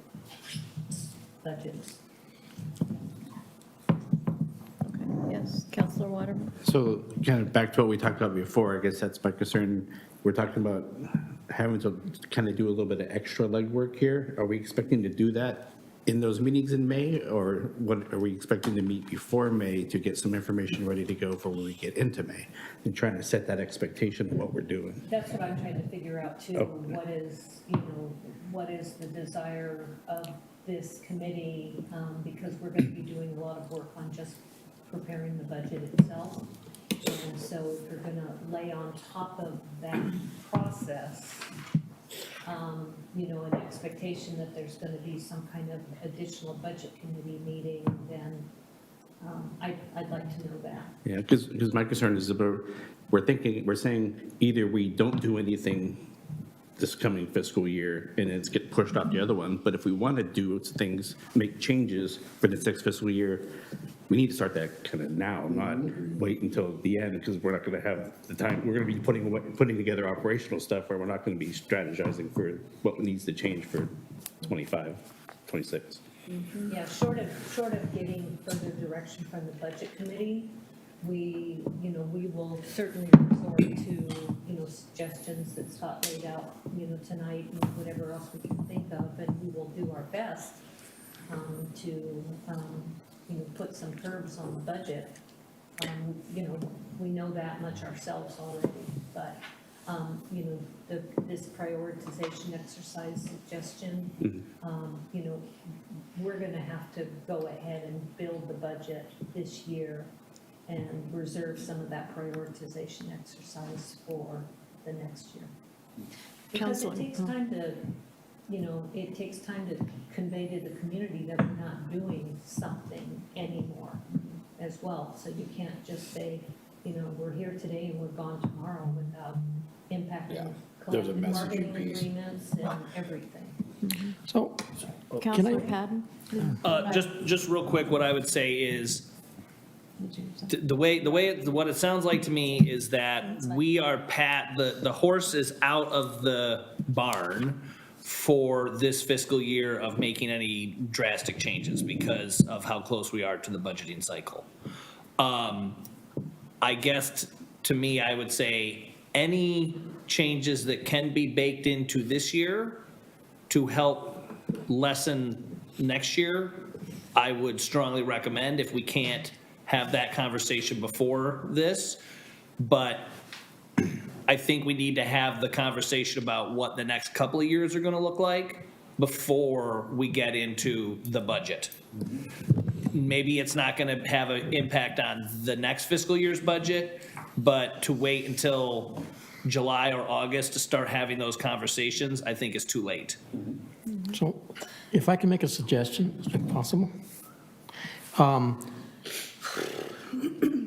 I'm not terribly upset, but I'm a little bit annoyed at the whole work session at 6 presentation takes 50 minutes and then 10 minutes for question and answer sort of thing. So I would like to say maybe we can just do work sessions the Wednesdays that we're not doing council meetings. I don't know how it goes to everybody's schedule, but I pretty much have reserved all Wednesdays for city council in my schedule, just because there often enough is something on Wednesday. I would prefer that over the work session and maybe 10 minutes late because people aren't coming on time, and then you end up with just so little time for discussion. I would love to have the opportunity to discuss this. So I would like to propose that you're talking about juggling work sessions for all kinds of things, that maybe we just kind of say, and maybe if we need to take two topics, if we need to on the off Wednesday. And I think I would prefer that better than trying to just squish it in to that 45 minutes before council meetings. That often feels like to me anyway. There is a subcommittee that's meeting to review the council's operating rules, so that might be something that you want to consider. Mr. Okay. Mayor, did you have something? I did have a thought. So to kind of your point, Eileen, and I think what we're talking about budget-wise, so we're in the middle of the 24-25 budget year. And what you're talking about, Scott, is, so we're looking at 25-26, and then the 26-27 budget if we push it out that far. So it seems to me like I think Eileen and you and your team need to look at what changes can be made now in this current budget year. It may not be a lot, but some is better than none. And then as you're preparing for this next budget, maybe that is where more of those suggestions or what you and the team work out comes back to us. So I think maybe it's more of an update to the budget committee, of here's what we're doing now. And that may be just an hour meeting. And then here's what we're looking at for, what we're anticipating for the budget for that year. So then when we do get in the budget cycle, we already have in our mind what's already occurring or what you guys are already working on. Does that seem plausible to this group to be able to go that route? Yeah, I'd be able to meet anytime. So you're saying this group won't meet again until May? No, I'm saying if Eileen and her team come up with changes that they're going to be able to make for this budget year before we finish out the year, then we should get together and find out what those are. Okay, I'm thinking, we're not talking, as far as I'm concerned, this year's kind of, I'm not even thinking about this year really. But we need to meet sooner than May to start talking about the suggestions that we need to pre-strategize for when we actually put the budget together in The May. FY That's what I'm talking about 25-26 for the next fiscal year. That's what I'm trying to convey. Yeah. Yeah, and I'm with Paul on that too, like, for sure. That's why I said, get another committee tomorrow. Well, but the problem is we only have so many city staff, and there's a lot on their plate. And so and that's something that we have learned as counselors is to say, hey, we want this thing done. They also have to work it into their thing too. City staff can also volunteer their time. I'm not going there. No, I'm just kidding. We could hire more city staff to do this and then lay them off when the. HR didn't hear that. Turn off the mics. No. That was from a community member. I want that on the record.